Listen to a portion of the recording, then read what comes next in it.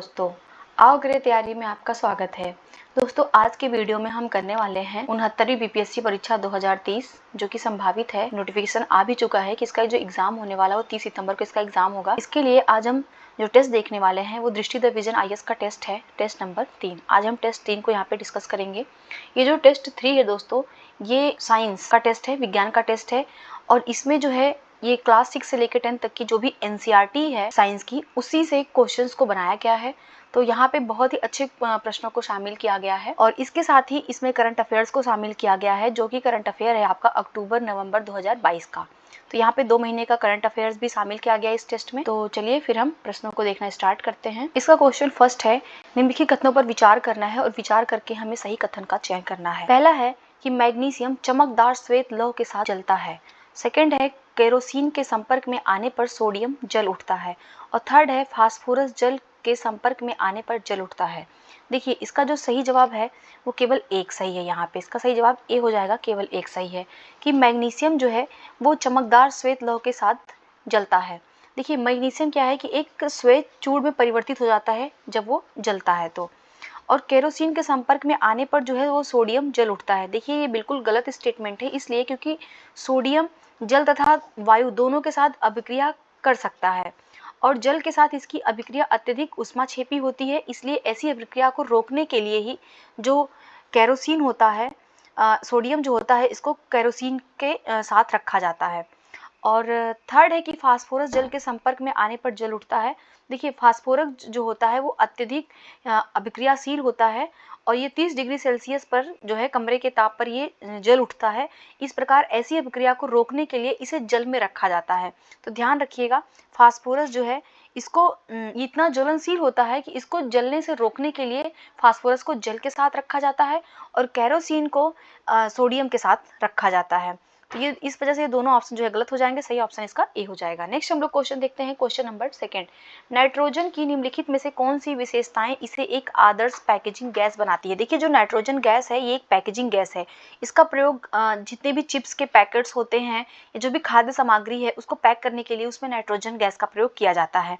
इसके पीछे क्या कारण है? तो देखिए, जो नाइट्रोजन होता है ना वो एक अक्रिय गैस है, अर्थात वो किसी भी खाद्य पदार्थों के साथ कोई अभिक्रिया नहीं करता है। और नाइट्रोजन जो होता है वो एक गंधहीन और वो स्वादहीन गैस होता है। तो जब नाइट्रोजन किसी भी पैकेट में डाला जाता है तो ये ऑक्सीजन तथा उसमें जो भी उपस्थित नमी होती है उसको विस्थापित कर देता है। इसलिए ये पैकेट के अंदर के जो भी वातावरण होता है उसको संशोधित करके नाइट्रोजन के साथ खाद्य पैकेजिंग जो होती है उसकी गुणवत्ता को बनाए रखने के लिए ये इम्पॉर्टेंट है नाइट्रोजन गैस।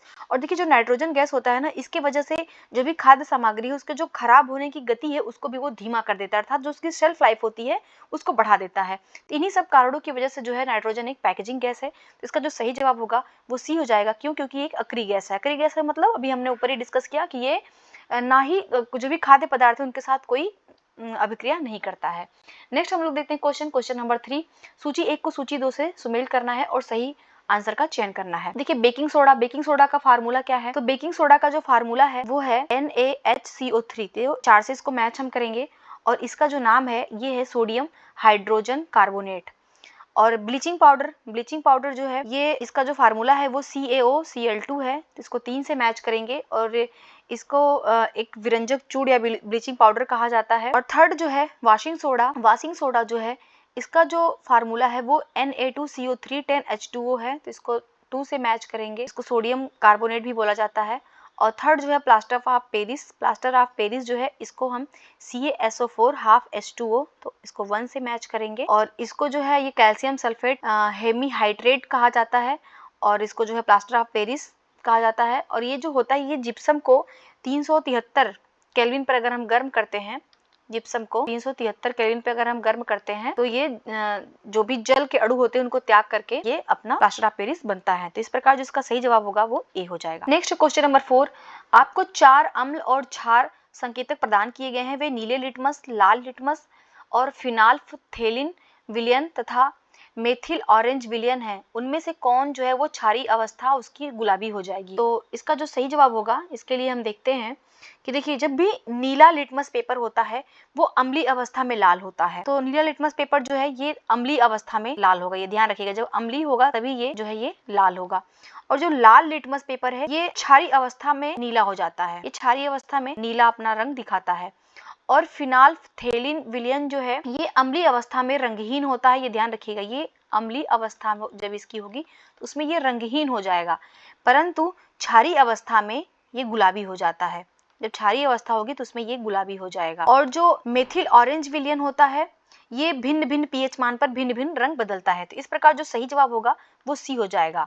फिनाल्फथेलिन विलयन जो है वो क्षारीय अवस्था पे गुलाबी होता है। नेक्स्ट हम लोग देखते हैं क्वेश्चन नंबर 5, निम्नलिखित में से कौन पृथ्वी पर सबसे अधिक सुचालक धातु है। देखिए जो सबसे अधिक सुचालक धातु है वो चांदी है, इसका सही जवाब सी हो जाएगा, चांदी। नेक्स्ट हम लोग क्वेश्चन देखते हैं, क्वेश्चन नंबर एनोडीकरण के संबंध में कथनों पर बताना है कि कौन से कथन जो है सत्य है। देखिए एनोडीकरण क्या होता है, तो एनोडीकरण जो होता है वो एल्युमिनियम पर मोटी ऑक्साइड की परत चढ़ाने की एक प्रक्रिया है एनोडीकरण। तो इसका जो सही जवाब हो जाएगा वो बी हो जाएगा, जब एल्युमिनियम को एनोड में बनाया जाता है तो उसको एनोडीकरण कहा जाता है।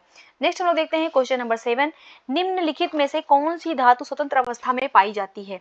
देखिए जो स्वतंत्र अवस्था में पाई जाने वाली जो धातु है वो सोना, चांदी, प्लेटिनम, तांबा, चारों ही धातुएं हैं, इसलिए जो इसका सही जवाब होगा वो ई हो जाएगा, उपयुक्त में से एक से अधिक। नेक्स्ट हम लोग क्वेश्चन देखते हैं, क्वेश्चन नंबर 8, मिश्र धातु के संबंध में कौन से कथन जो है वो सही नहीं है। देखिए पहला है कि स्टेनलेस स्टील निकिल और क्रोमियम को मिलाकर प्राप्त किया जाता है। देखिए बिल्कुल सही, जो स्टेनलेस स्टील बनाया जाता है उसमें निकिल और क्रोमियम को मिलाकर के बनाया जाता है। सेकेंड है पीतल जो है वो तांबा और जस्ता का एक मिश्र धातु है। देखिए ये भी बिल्कुल सही स्टेटमेंट है, पीतल का जो निर्माण किया जाता है उसमें तांबा और जस्ता मिला के किया जाता है। और थर्ड है कि तांबे और टीन का एक मिश्र धातु है। देखिए ताम्र जो होता है ना वो तांबे और टीन का नहीं बल्कि तांबे व कांसे का मिश्र धातु होता है, इसलिए तो ये स्टेटमेंट गलत हो जाएगा। और फोर्थ है सोल्डर जो है वो सीसा और टीन की मिश्र धातु है, तो ये भी सही है। इस प्रकार जो सही स्टेटमेंट हो जाएगा, इसका क्वेश्चन के साथ जो सही जवाब होगा वो सी हो जाएगा। नेक्स्ट हम लोग क्वेश्चन देखते हैं, नेक्स्ट है 9 नंबर क्वेश्चन, खाद्य पदार्थों के डिब्बे टिन से लेपित होते हैं, जिंक से नहीं। तो देखिए जो भी खाद्य पदार्थ है, जो भी पैकेजिंग फूड के डिब्बे होते हैं वो हमेशा आप देखते होंगे कि वो एल्युमिनियम फॉइल से लेपित होते हैं, ना कि वो जिंक से। तो इसके पीछे का क्या कारण है, क्यों उनको जो है वो एल्युमिनियम फॉइल से उनको लेपित किया जाता है। देखिए जिसका जो सही जवाब हो जाएगा वो हो जाएगा कि टिन की तुलना में जिंक जो है वो अधिक अभिक्रियाशील होता है। तो जिंक के अधिक अभिक्रियाशील होने की वजह से क्या होता है कि उसका प्रयोग नहीं किया जाता है, और जो टिन होता है वो कम अभिक्रियाशील होता है, इसलिए खाद्य पदार्थ जो है वो काफी समय तक उसमें सुरक्षित रह सकते हैं, इसलिए इसका जो सही जवाब होगा वो सी हो जाएगा। और देखिए जो जिंक होता है वो अभिक्रिया करके जो भी खाद्य पदार्थ है ना उनको एसिड बना देता है, इसलिए इसका प्रयोग नहीं किया जाता है। नेक्स्ट हम लोग देखते हैं क्वेश्चन नंबर 10, कार्बन के निम्नलिखित यौगिकों में से किसका गलनांक उच्चतम है। देखिए किसका जो है मेल्टिंग पॉइंट है वो हाईएस्ट होता है, तो इसका जो सही जवाब होगा वो हो जाएगा एसिटिक अम्ल। एसिटिक अम्ल का जो मेल्टिंग पॉइंट होता है वो दिए गए पदार्थ जितने भी दिए गए हैं उसमें ज्यादा होता है, इसलिए इसका सही जवाब ए हो जाएगा। नेक्स्ट हम देखते हैं 11 नंबर क्वेश्चन, निम्नलिखित में से कौन सा सही सुमेलित है।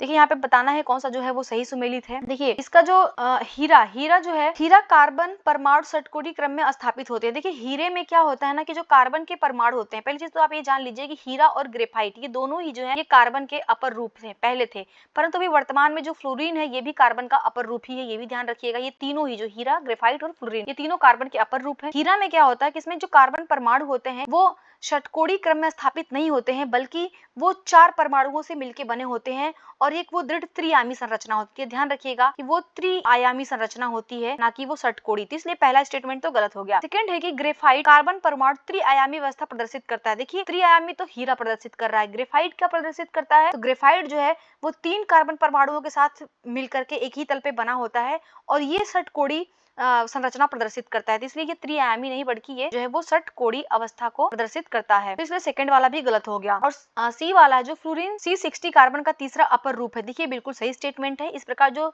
सही जवाब इसमें होगा वो हो जाएगा कि केवल सी जो है वो सही है सुमेलित। नेक्स्ट हम लोग क्वेश्चन देखते हैं, क्वेश्चन नंबर 12 नंबर क्वेश्चन है, सूची 1 को सूची 2 के साथ सुमेलित करना है और सही जवाब बताना है। देखिए पारद या उसी को मरकरी कहा जाता है। मरकरी जो होता है वो कमरे के तापमान पर भी द्रव अवस्था में होता है। इसलिए आप हमेशा देखते हैं कि जो भी थर्मामीटर का प्रयोग किया जाता है उसमें मोस्टली मरकरी का ही प्रयोग किया जाता है। मरकरी को छोड़कर जितनी भी धातुएं होती हैं वो कमरे के तापमान पर ठोस अवस्था में होती हैं, परंतु जो कमरे के तापमान पे द्रव अवस्था में रहता है वो है मरकरी। इसलिए मरकरी को हम मिला देंगे 4 से। गैलियम और सीजियम, जो गैलियम और सीजियम होती है ये धातु है, लेकिन इनका गलनांक इतना कम होता है कि यदि अगर आप इन दोनों धातुओं को अपनी हथेली पर भी रखेंगे ना तो ये पिघलने लग जाती हैं। इसलिए इसको मैच करेंगे हम ए से, क्योंकि इनका गलनांक बहुत कम होता है। आयोडीन का क्या है, तो आयोडीन एक अधातु है, ये ध्यान रखिएगा। आयोडीन एक अधातु होते हुए भी एक चमकीला होता है, इसलिए आयोडीन को चमकदार से मैच करेंगे। और लिथियम जो होता है, लिथियम है ये क्षारीय प्रकृति का होता है और ये इतना मुलायम होता है कि अगर इसको चाकू से भी हम काट सकते हैं, तो लिथियम को मैच करेंगे, चाकू से काटा जा सकता है। तो इस प्रकार इसका जो सही जवाब होगा वो ए हो जाएगा, ए इसका सही जवाब है। नेक्स्ट हम लोग क्वेश्चन देखते हैं। नेक्स्ट है क्वेश्चन नंबर 13। हाइड्रोकार्बन के संबंध में कौन सा कथन जो है सत्य है, सत्य कथन बताना है। और हाइड्रोकार्बन के संबंध में देखिए पहला क्या है कि हाइड्रोकार्बन ये एल्केन संतृप्त हाइड्रोकार्बन है। देखिए बिल्कुल सही है, क्योंकि एल्केन जो है वो संतृप्त हाइड्रोकार्बन है। सेकंड है कि एल्केन में एक या अधिक द्विआबंध उपस्थित होते हैं, देखिए भी बिल्कुल सही स्टेटमेंट है। और थर्ड है एल्काइन में एक या अधिक त्रिआबंध जो है वो उपस्थित होते हैं, बिल्कुल सही है। तो इसका जो तीनों ही स्टेटमेंट है ये सही है, इसलिए इसका जो सही जवाब होगा वो डी हो जाएगा, उपयुक्त में से एक से अधिक। नेक्स्ट हम लोग क्वेश्चन देखते हैं, क्वेश्चन नंबर 14। खाना बनाते समय यदि बर्तन की तली बाहर से काली हो रही है तो इसका क्या अर्थ है। देखिए आप अपने घरों में देखते होंगे, जब भी गैस है, गैस पे अगर हम खाना बना रहे हैं तो कभी कभी वो इतना उसका जो लौ निकलता है, उस लौ से जो भी बर्तन है वो बर्तन जो है वो काला होने लग जाता है। तो इसका क्या कारण है, क्यों वो काला होता है। देखिए उसमें होता क्या है कि ईंधन में जो है वो असंतृप्त हाइड्रोकार्बन उपस्थित होने के कारण और ईंधन जो है पूरी तरीके से जल रहा है, इस वजह से वो काला हो जाता है। तो इन दोनों के सही होने के इसका जो सही जवाब होगा वो डी हो जाएगा, उपयुक्त में से एक से अधिक। देखिए असंतृप्त हाइड्रोकार्बन से सामान्यतः एक स्वच्छ ज्वाला निकलती है, तो जो भी संतृप्त हाइड्रोकार्बन होगा उसे हमेशा जो है वो स्वच्छ ज्वाला निकलेगी और वो बर्तन को काली नहीं करेगी, ध्यान रखिएगा, वो बर्तन को जो है वो काला नहीं करेगा। परंतु अगर जो ईंधन है वो अगर असंतृप्त हाइड्रोकार्बन उसमें है तो वो उससे जो है स्वच्छ ज्वाला नहीं निकलेगी और बर्तन की जो तली है उसको काला करेगा। नेक्स्ट हम लोग क्वेश्चन देखते हैं, क्वेश्चन नंबर 15। निम्नलिखित में से किस तत्व को बाह्यतम कोश में एक इलेक्ट्रॉन होता है। देखिए कौन सा ऐसा तत्व है जिसके बाह्य कोश में एक इलेक्ट्रॉन होता है। देखिए ऐसा जो है वो लिथियम में भी होता है, सोडियम में भी होता है, पोटेशियम में भी होता है, इसलिए इसका जो सही जवाब होगा वो डी हो जाएगा, उपयुक्त में से एक से अधिक। देखिए क्या होता है कि जो 6 रासायनिक तत्व हैं वो 4 धातुएं हैं जो आवर्त सारणी में प्रथम वर्ग के तत्व हैं। उनका नाम है लिथियम, सोडियम, पोटेशियम, इसके अलावा जो है रुबिडियम और सीजियम और फ्रेंसियम। ये जो 6 धातुएं हैं इनका जो भी बाहरी कक्षा होता है उनमें एक इलेक्ट्रॉन होता है। नेक्स्ट हम लोग क्वेश्चन देखते हैं, क्वेश्चन नंबर 16। निम्नलिखित कथनों में से कौन सा कथन सही है, सही कथन का चुनाव करना है। तो पहला है कि गहरे समुद्र में गोताखोरों द्वारा श्वसन के लिए हीलियम को ऑक्सीजन के साथ मिलाया जाता है। देखिए ये बिल्कुल सही स्टेटमेंट है। जब भी हम तरल पदार्थ में हीलियम की जो तरल पदार्थ होता है उसमें जो हीलियम गैस होती है वो कम घुलनशील होती है, इसलिए जो भी गहरे समुद्र में गोताखोर जाते हैं वो अपने श्वसन के लिए ऑक्सीजन के साथ जो है वो हीलियम को मिलाने के लिए ले जाते हैं, तो इस वजह से ये इसका सही जवाब हो जाएगा। और सेकंड है कि रेडॉन का उपयोग निश्चेतक के रूप में किया जाता है। देखिए निश्चेतक के रूप में रेडॉन का प्रयोग नहीं किया जाता है, ध्यान रखिएगा, बल्कि निश्चेतक के रूप में जेनॉन का प्रयोग किया जाता है, इसलिए सेकेंड ऑप्शन जो है वो गलत हो जाता है। ये रेडॉन रेडियोधर्मी गैस है, इसमें रेडियोधर्मी तत्व पाए जाते हैं, इस वजह से इसको हम निश्चेतक के रूप में प्रयोग नहीं करते हैं। तो इस प्रकार बी और सी तो गलत हो गया, सही जवाब इसका होगा केवल ए, इसका सही जवाब होगा। नेक्स्ट है क्वेश्चन नंबर 17। निम्नलिखित कथनों में कौन सा कथन गलत है, यहाँ पे गलत स्टेटमेंट बताना है। तो पहला है डाबे राइनर ने तत्व के त्रिक में समूहित किया है। देखिए बिल्कुल सही स्टेटमेंट है। जो डाबे राइनर ने उन्होंने बताया कि त्रिक के जो तीनों तत्व हैं उनके जो परमाणु द्रव्यमान के आरोही क्रम में रखने पर जो बीच वाला तत्व का परमाणु द्रव्यमान होता है वो अन्य जो तत्वों के परमाणु द्रव्यमान का लगभग औसत होता है। तो और न्यूलैंड ने अष्टक का सिद्धांत दिया। देखिए बिल्कुल सही है, जो अष्टक का सिद्धांत है वो न्यूलैंड्स ने दिया है। और थर्ड है कि मेंडलीफ ने तत्वों को उनके परमाणु द्रव्यमान के घटते क्रम में व्यवस्थित किया। देखिए ये स्टेटमेंट गलत है, घटते क्रम में नहीं, घटते क्रम मतलब आरोही क्रम हो गया, तो ये आरोही क्रम में नहीं बल्कि उन्होंने जो है वो आरोही क्रम में दिया, यानी वो बढ़ते क्रम में दिए हैं, इस वजह से सी वाला जो है वो गलत स्टेटमेंट हो जाएगा, इसका सही जवाब सी हो जाएगा।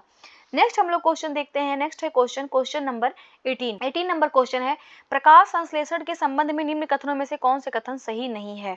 देखिए प्रकाश संश्लेषण के बारे में है, तो प्रकाश संश्लेषण में क्या होता है कि क्लोरोफिल द्वारा ऊर्जा का अवशोषण किया जाता है। देखिए बिल्कुल सही है, क्योंकि प्रकाश संश्लेषण क्या होता है, तो प्रकाश संश्लेषण वह प्रक्रिया है जिसमें पौधों के हरे भाग द्वारा कार्बनिक जो भी खाद्य पदार्थ है उनका संश्लेषण किया जाता है। इसमें क्या होता है कि जो भी हरे पौधे होते हैं वो सूर्य के प्रकाश में क्लोरोफिल की उपस्थिति में क्या करते हैं, कार्बन डाइऑक्साइड तथा जल से तैयार जो भी भोजन होता है उनको वो ग्रहण करते हैं, संश्लेषण करते हैं। तो इस क्रम में क्या होता है कि क्लोरोफिल के द्वारा ऊर्जा का अवशोषण किया जाता है। और सेकंड है कि प्रकाश ऊर्जा का रासायनिक ऊर्जा में रूपांतरण तथा जल के अणुओं का हाइड्रोजन एवं ऑक्सीजन में विभाजन होता है। देखिए बिल्कुल सही है, जो प्रकाश ऊर्जा का रूपांतरण होता है वो रासायनिक ऊर्जा में हो जाता है। और थर्ड है कि कार्बन डाइऑक्साइड का ऑक्सीजन में अपचयन होता है। देखिए ये गलत है, क्योंकि कार्बन डाई जो ऑक्साइड होता है इसका ऑक्सीजन में अपचयन नहीं होता है, बल्कि इसका जो है वो कार्बोहाइड्रेट में अपचयन होता है, इसका जो है वो कार्बोहाइड्रेट में अपचयन होता है। इस वजह से जो गलत स्टेटमेंट हो जाएगा वो सी हो जाएगा। नेक्स्ट हम लोग देखते हैं क्वेश्चन नंबर 19, पौधों में गैसों का आदान प्रदान नहीं होता है। देखिए पौधों में गैसों का आदान प्रदान नहीं होता है, क्यों? क्योंकि जो पौधों में गैसों का आदान प्रदान होता है ना, वो रंध्र जिसको स्टोमेटा बोला जाता है वो स्टोमेटा के द्वारा होता है। स्टोमेटा क्या होता है, ये पत्तियों की सतह पे जो मौजूद सूक्ष्म छिद्र होते हैं उनके द्वारा जो है वो गैसों का आदान प्रदान होता है। इस वजह से इसका जो सही जवाब होगा वो हो जाएगा ई, उपयुक्त में से कोई नहीं। अर्थात पत्तियों द्वारा, तनों द्वारा, जड़ों द्वारा, इन तीनों के ही द्वारा जो है वो गैसों का आदान प्रदान होता है, ये ध्यान रखिएगा। नेक्स्ट हम लोग क्वेश्चन देखते हैं, क्वेश्चन नंबर 20, पौधों की द्वार कोशिकाएं महत्वपूर्ण भूमिका निभाती हैं। देखिए जो पौधों की द्वार कोशिकाएं हैं वो किसमें महत्वपूर्ण भूमिका निभाती हैं। देखिए जो द्वार कोशिकाएं होती है ना, इनको गार्ड कोशिकाएं, एपिडर्मल कोशिकाओं के रूप में भी जाना जाता है। ये क्या करती हैं कि रंध्र के छिद्रों को खोलकर और बंद करके गैसों के प्रसार का जो होता है उसको नियंत्रण करती है। मतलब ये रंध्र के जो भी छिद्र होते हैं उनको खोलती है, बंद करती है, जिसके द्वारा जो भी गैसें होती हैं उन पे नियंत्रण ये प्राप्त करती हैं। और द्वार कोशिकाओं में जब जल अंदर आ जाता है तो वो फूल जाती हैं, जिससे रंध्र के छिद्र खुले हुए दिखाई देने लगते हैं। इसी प्रकार जब वो कोशिकाएं सिकुड़ जाती हैं तो छिद्र बंद हो जाता है। तो इस प्रकार जो इसका सही जवाब हो जाएगा 20 का, वो हो जाएगा सी। रंध्रों के खुलने और बंद होने का जो भी उस पर नियंत्रण का काम होता है वो द्वार कोशिकाएं करती हैं, इसलिए इसका सही जवाब सी हो जाएगा। देखिए दोस्तों, ये जो साइंस का पेपर है ना, ये बिहार पीसीएस में ये बहुत ही इंपॉर्टेंट रोल प्ले करता है। ये बीपीएससी में ये बहुत ही इंपॉर्टेंट रोल प्ले करता है, क्योंकि बहुत से जो क्वेश्चन है वो साइंस के बहुत ही क्वेश्चन आते हैं। अगर आपने साइंस पे अपनी अच्छी पकड़ बना रखी है, इसके साथ ही साथ अगर आपका हिस्ट्री भी अच्छा है, तो समझिए कि आप पेपर में अच्छा कर जाएंगे। इसलिए साइंस का पेपर आपको थोड़ा टफ लग रहा होगा, क्योंकि एक तो एनसीईआरटी से बनाए हुए क्वेश्चंस हैं, लेकिन आप इसको घबराइए नहीं। इसको आप 2-3 बार अगर देखेंगे ना तो ये आपको चीज़ें समझ में आने लगेंगी। और आपको यकीन मानिए, ये क्वेश्चंस को मैं जो आपका ये वीडियो बना रही हूँ ना, इसके बनाने से पहले मैंने ऑलरेडी 2 टाइम्स इसका मैंने खुद से रीड किया है अच्छी तरीके से, जिससे मैं आपको समझाऊं अच्छे से। अगर आपको लग रहा है कि मैं अच्छे से आपको नहीं समझा पा रही हूँ तो प्लीज़ आप मुझे कमेंट में बता सकते हैं कि कहाँ पे आपको चीज़ें नहीं समझ में आ रही हैं। मैं उसको दोबारा से कोशिश करूंगी आपको समझाने के लिए। नेक्स्ट है क्वेश्चन नंबर 21, सूची 1 को सूची 2 से सुमेल करना है और सही आंसर देना है। देखिए भर्जन जो है ये सल्फाइड अयस्क को वायु की उपस्थिति में अधिक ताप पर गर्म करने पर यह ऑक्साइड में परिवर्तित हो जाता है। तो ए को मैच करेंगे हम 3 से। निष्पातन क्या होता है, सॉरी निस्तापन। तो निस्तापन में कार्बोनेट अयस्कों को सीमित वायु की उपस्थिति में अधिक ताप पर गर्म किया जाता है, तो उसको निस्तापन कहा जाता है। और जो सी है कि थर्मिट अभिक्रिया, थर्मिट अभिक्रिया में क्या होता है कि अपचायक के रूप में एल्यूमिनियम चूर्ण का उपयोग करके धातु बनाने के लिए धातु ऑक्साइड का अपचयन इसमें किया जाता है। और जो फोर्थ है उच्च अभिक्रियाशील धातुएं। तो जो उच्च अभिक्रियाशील धातुएं हैं ये गलित अयस्क के विद्युत अपघटन का उपयोग शुद्ध अभिक्रियाशील धातुओं को निष्कर्षित करने के लिए किया जाता है। तो इस प्रकार जो इसका सही आंसर हो जाएगा वो हो जाएगा बी, 20 का सही जवाब हो जाएगा। नेक्स्ट हम लोग क्वेश्चन देखते हैं, क्वेश्चन नंबर 22, में से कौन अमीबा में पादाव का कार्य दर्शाता है। देखिए अमीबा जो होता है वो जलाशयों में पाया जाने वाला एक कोशिकीय जीव है, ये भी ध्यान रखिएगा। अमीबा जो है ये एक कोशिकीय जीव है, और इनकी जो कोशिका में एक कोशिका झिल्ली होती है, एक गोल सघन केंद्र होता है, और एक कोशिका इसमें कोशिका द्रव्य भी होता है। कोशिका द्रव्य में जो बुलबुले के समान अनेक धनिया भी होती हैं अमीबा में।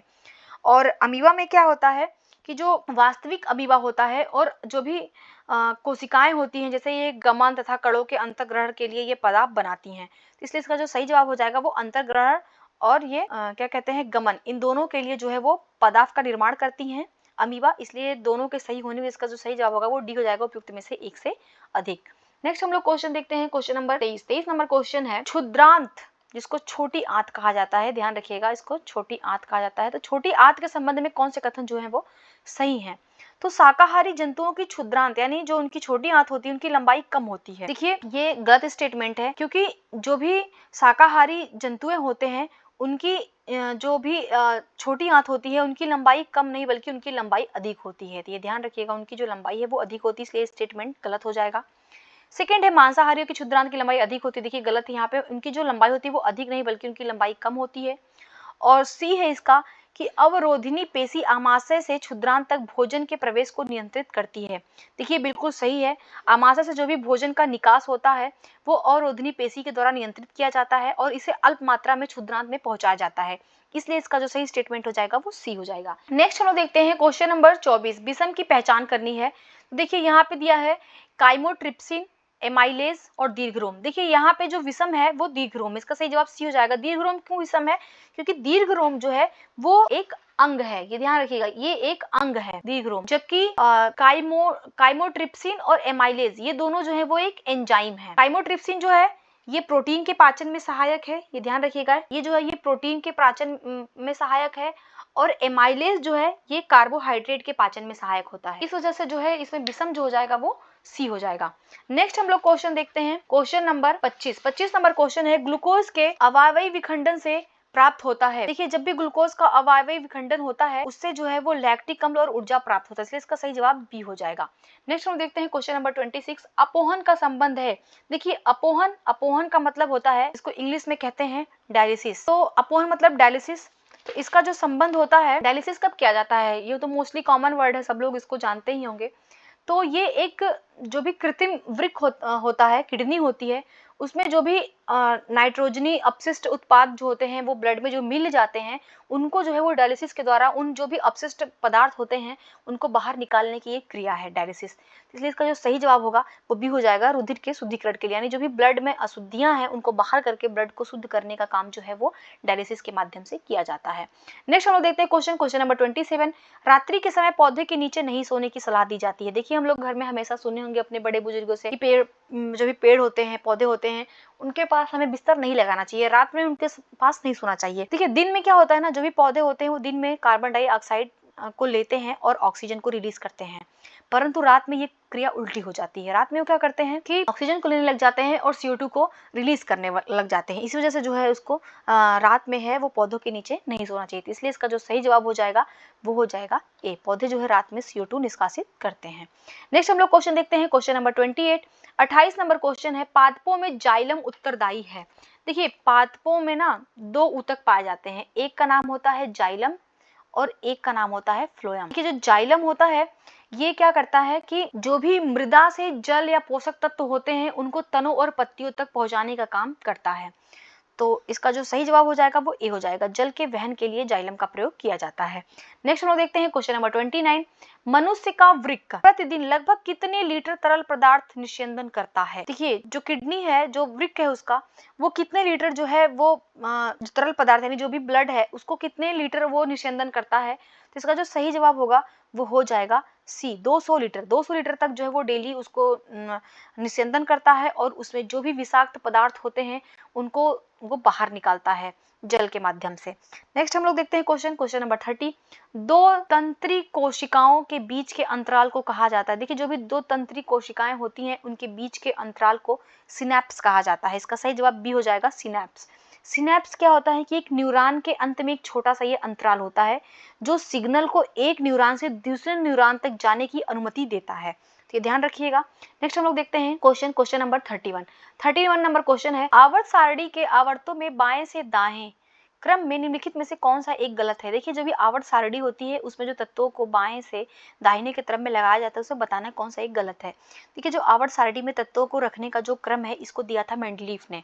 मेंडलीफ ने क्या कहा था कि जो भी तत्वों को क्षैतिज पंक्तियों ऊर्ध्वाधर स्तंभों में उनके बढ़ते हुए जो भी परमाणु भार होता है उनके अनुसार उनको सारणी में लगाया जाता है, जिससे जो भी उनका जो समान गुणधर्म वाले तत्व हैं वो एक ही ऊर्ध्वाधर रेखा में रहे, इसी वजह से उनको लगाया जाता है। देखिए इसमें क्या होता है कि जब भी आवर्त सारणी में बाएं से दाहिने जाने पर जो भी आधात्विक गुण में वृद्धि होने लगती है, जो भी आधात्विक गुण होता है इसमें ये बढ़ोतरी होने लगती है, और इससे क्या होता है कि जो इलेक्ट्रॉन त्यागने की प्रवृत्ति होती है वो कम हो जाती है, जो भी इलेक्ट्रॉन को त्यागने की प्रवृत्ति है वो कम हो जाती है। तो इसलिए जो इसका क्वेश्चन है पहला कि धातुओं की प्रकृति का धात्विक होती है, बिल्कुल सही है। और सेकंड है कि संयोजी इलेक्ट्रॉनों की संख्या बढ़ जाती है, ये भी सही है। परंतु जो थर्ड कह रहा है कि परमाणु इलेक्ट्रॉनों की अधिक आसानी से त्याग देता है, देखिए अभी हम लोग क्या कह रहे हैं, अधिक आसानी से नहीं त्यागता है, बहुत कठिनाई से त्यागता है, क्योंकि जो त्यागने की प्रवृत्ति होती है वो कम हो जाती है। इसलिए ये स्टेटमेंट जो होगा जो गलत, इसलिए गलत हो जाएगा, सही जवाब इसका सी हो जाएगा। नेक्स्ट हम लोग क्वेश्चन देखते हैं, क्वेश्चन नंबर 32। निम्नलिखित शब्दों को तार्किक और सार्थक क्रम में व्यवस्थित कीजिए। देखिए तत्वों को तार्किक और सार्थक क्रम में व्यवस्थित करना है। तो इसमें पहला है कि दुमाकृतिक सिरा, केंद्रक, कोशिकाकाय और तंत्रिकाक्ष, और फिफ्थ है तंत्रिका का अंतिम भाग। देखिए जो तंत्रिका तंत्र होती है ना, ये तंत्रिका तंत्र की संरचनाएं बता रहा है, कौन सा पहले आएगा कौन सा बाद में आएगा। तो जिसका जो सही क्रम होगा, सबसे पहले इसमें आएगा क्या कहते हैं, द्रुमाकृतिक सिरा आएगा, इसके बाद से फिर कोशिकाकाय आएगा, उसके बाद से जो आएगा वो केंद्रक आएगा, फिर जो आएगा वो तंत्रिकाक्ष आएगा, और फोर्थ नंबर पे आएगा तंत्रिका का अंतिम सिरा। इसका जो सही आंसर होगा वो सी हो जाएगा। 33 नंबर क्वेश्चन है, स्पर्श की उत्तेजना की प्रतिक्रिया में मिमोसा पुड़िका जो है वो छुई मुई का नाम है, इसकी पत्तियां तेजी से क्यों मुड़ जाती है। देखिए अगर छुई मुई के पौधे को आप कभी टच किए होंगे तो तुरंत मुरझा जाती है, वो तुरंत मतलब शर्मा जाती है। तो इसका पीछे क्या कारण है, क्यों ऐसा हो जाता है। देखिए इसका जो सही कारण है वो स्फीति दाब में परिवर्तन के कारण होता है। इसका सही जवाब बी हो जाएगा, स्फीति दाब में परिवर्तन के कारण। हम लोग क्वेश्चन देखते हैं, क्वेश्चन नंबर 34 नंबर क्वेश्चन, निम्नलिखित में से कौन सा सही सुमेलित नहीं है। देखिए यहाँ पे बताना है कौन सा जो है सही सुमेलित नहीं है।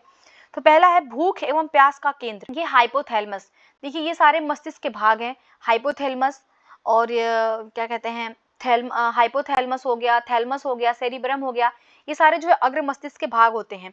हाइपोथैलेमस जो होता है वो जो भी बॉडी का टेम्परेचर होता है, उसके अलावा जो हमारा ब्लड प्रेशर होता है, रक्तचाप होता है, जो हमें भूख प्यास लगती है, भोजन करते समय हमें ऐसा फील होता है कि अरे अब तो हमारा पेट भर गया है, या फिर हमारा कभी मन ठीक नहीं लगता है, मनोदशा जो भी अच्छी होती है बुरी लगती है, किसी किसी व्यक्ति की जो काम वासना होती है, नींद होती है, तो ये सारी चीजें जो है ना वो हाइपोथैलेमस डील करता है। तो इस वजह से ये तो सही सुमेलित है।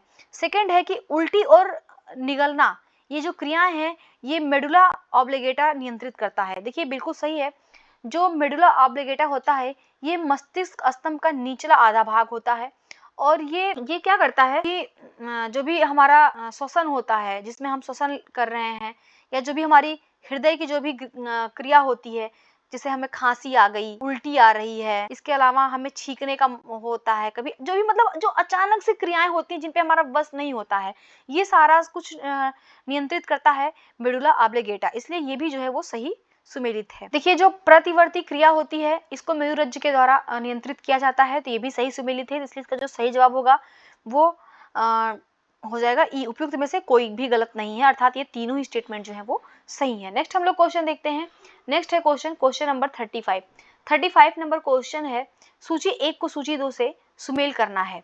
देखिए जो ट्रिप्सिन है, ट्रिप्सिन जो है ये ट्रिप्सिन में क्या होता है कि ये अग्न्याशय जो हमारी ग्लैंड है वहां से ये एक निकलने वाला एक एंजाइम है, और ये क्या करता है, तो ये एंजाइम जो होता है ये प्रोटीन का पाचन करता है। तो ट्रिप्सिन को हम मैच करेंगे प्रोटीन से, क्योंकि ट्रिप्सिन जो है वो प्रोटीन का पाचन करता है।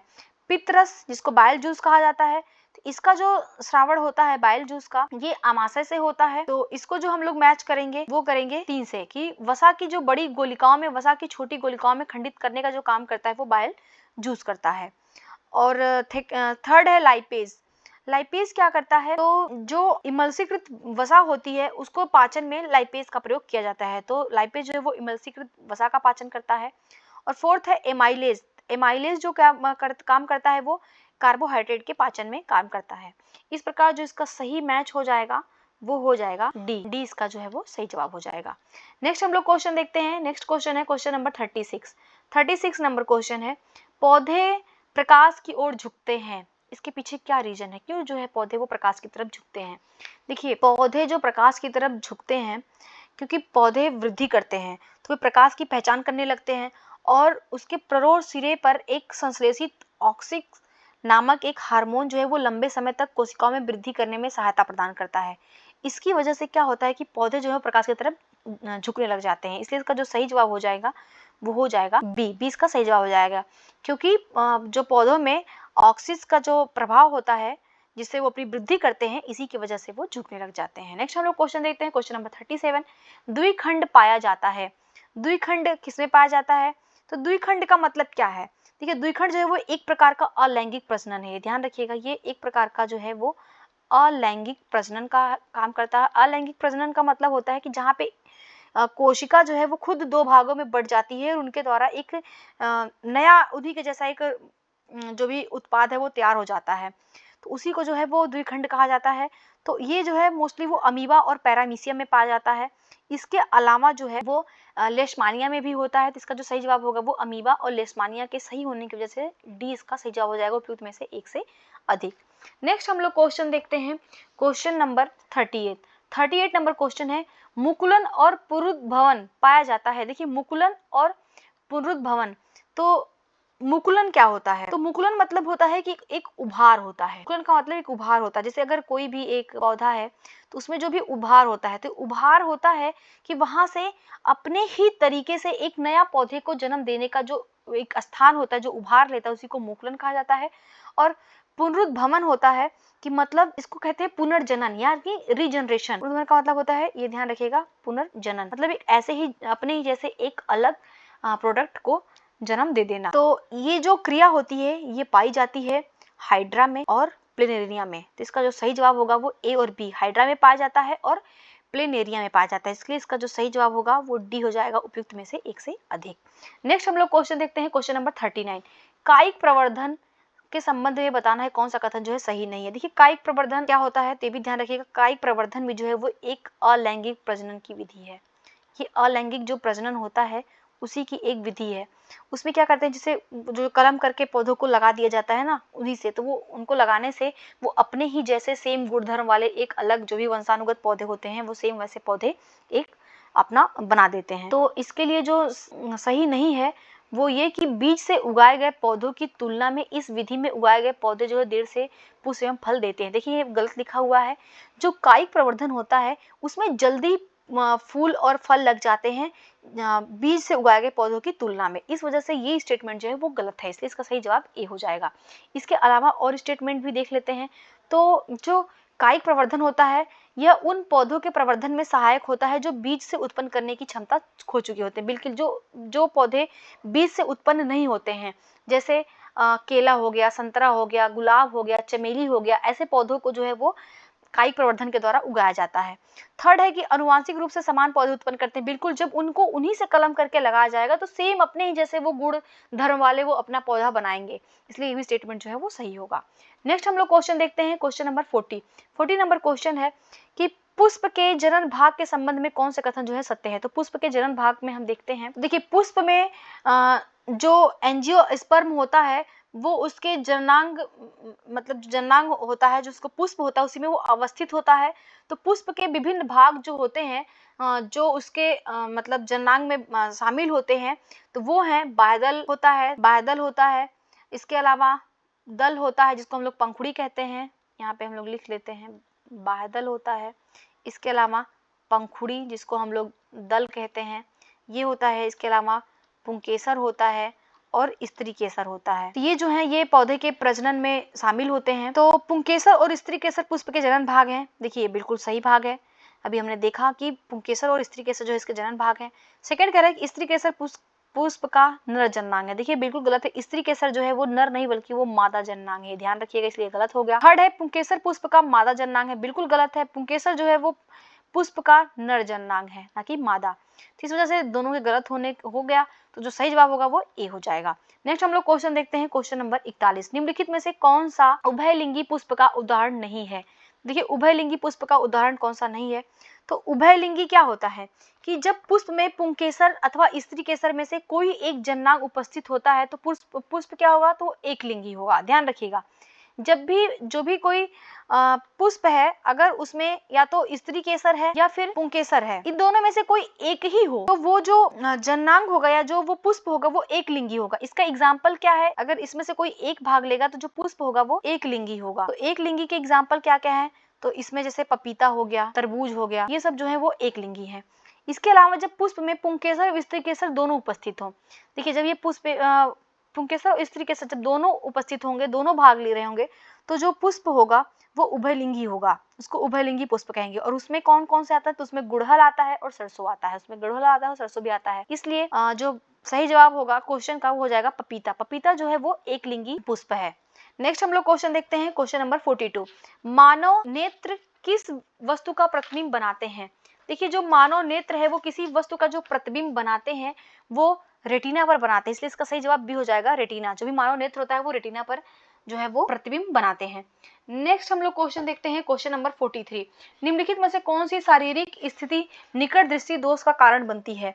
देखिए जो शारीरिक स्थिति, जो निकट दृष्टि दोष में क्या होता है, तो जो निकट दृष्टि दोष होता है इसमें जो भी व्यक्ति होता है ना, उसको पास रखी वस्तुएं तो स्पष्ट रूप से दिखाई देती हैं, परंतु देखिए जो भी पास की जो वस्तुएं होती हैं ना वो स्पष्ट रूप से दिखाई देती है, परंतु जो दूर की वस्तुएं होती हैं वो दिखाई उनको नहीं देती हैं, उसको स्पष्ट तरीके से नहीं देख पाता है।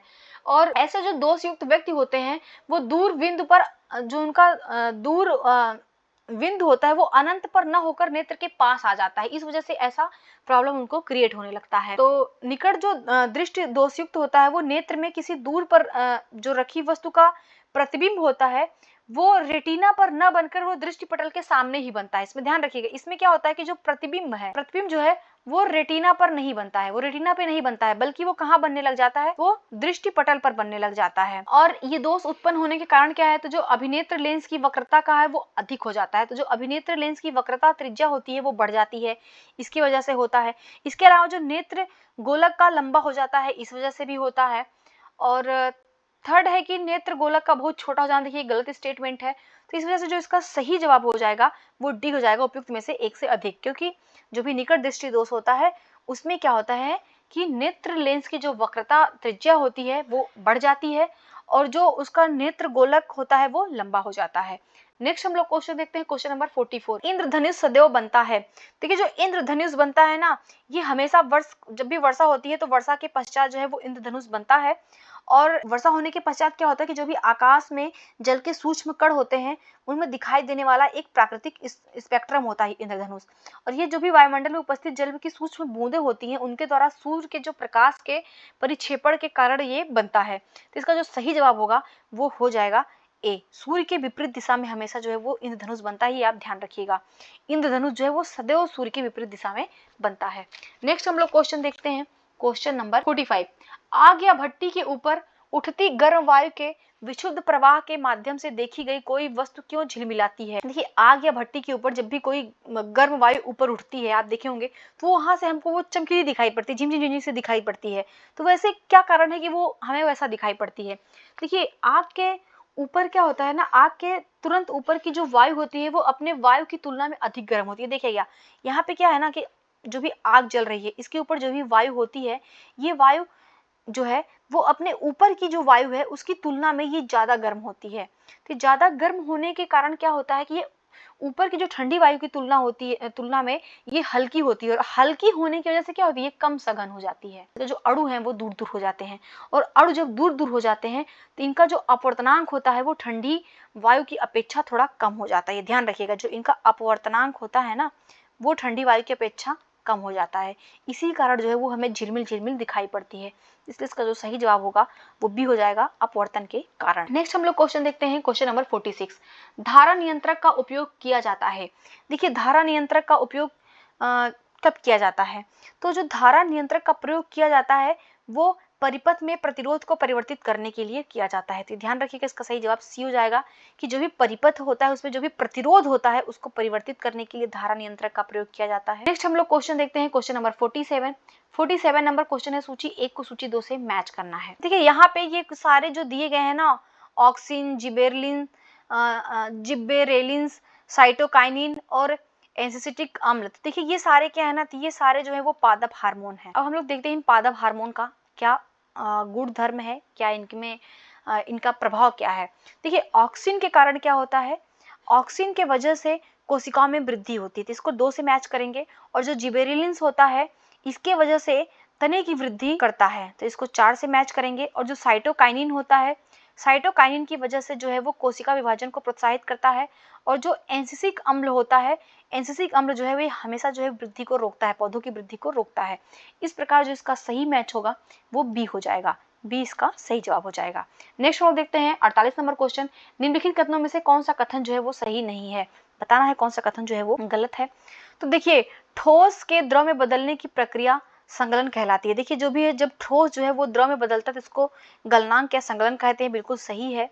और सेकंड है, गैस के ठोस में बदलने की प्रक्रिया निक्षेपण कहलाती है। देखिए, बिल्कुल सही है। जब भी ठोस है, सॉरी, जो गैस है अगर वो ठोस में बदल रही है तो उसकी प्रक्रिया को निक्षेपण कहा जाता है। और थर्ड है, द्रव के गैस में बदलने की प्रक्रिया ऊर्ध्वपातन कहलाती है। देखिए, ये गलत स्टेटमेंट है, क्योंकि जो द्रव है अगर वो गैस में बदलता है तो उसको जो है वो ऊर्ध्वपातन नहीं कहते हैं, बल्कि उसको वाष्पीकरण कहते हैं, उसको वाष्पीकरण कहा जाता है। ऊर्ध्वपातन में क्या होता है, तो ऊर्ध्वपातन में ध्यान रखिएगा, इसमें कोई भी जो ठोस है वो द्रव अवस्था में बदले बिना वो सीधे गैस अवस्था में बदल जाए तो उसको जो है वो ऊर्ध्वपातन या इंग्लिश में उसको सब्लिमेशन कहा जाता है। इस प्रकार जो सही नहीं है वो सी वाला इसका स्टेटमेंट जो है वो सही नहीं है। नेक्स्ट हम लोग देखते हैं क्वेश्चन नंबर 49। खाद्य पदार्थों के घटक के परीक्षण में कौन सा कथन जो है वो सही नहीं है। देखिए, खाद्य पदार्थ के जो भी घटक है उनके परीक्षण में कौन सा स्टेटमेंट जो है वो सही नहीं है।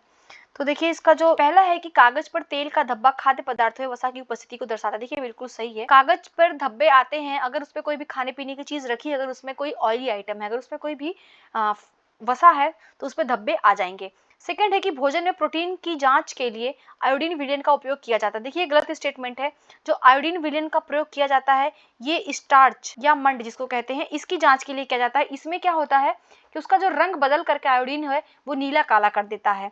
और प्रोटीन की जांच के लिए जो है वो कॉपर सल्फेट या जो कॉस्टिक सोडा होता है उस विलयन का प्रयोग किया जाता है। और थर्ड है कि देखिए, प्रोटीन की जांच के लिए कॉपर सल्फेट या कास्टिक सोडा विलयन का उपयोग किया जाता है। देखिए, बिल्कुल सही स्टेटमेंट है। तो इस प्रकार जो क्वेश्चन के हिसाब से सही आंसर होगा वो बी हो जाएगा, बी वाला जो है वो सही सुमेलित नहीं है। नेक्स्ट हम लोग देखते हैं क्वेश्चन नंबर 50। छिपी भूख या प्रच्छन्न भूख का मतलब क्या होता है। तो छिपी भूख या प्रच्छन्न भूख को कैसे डिफाइन किया जाता है।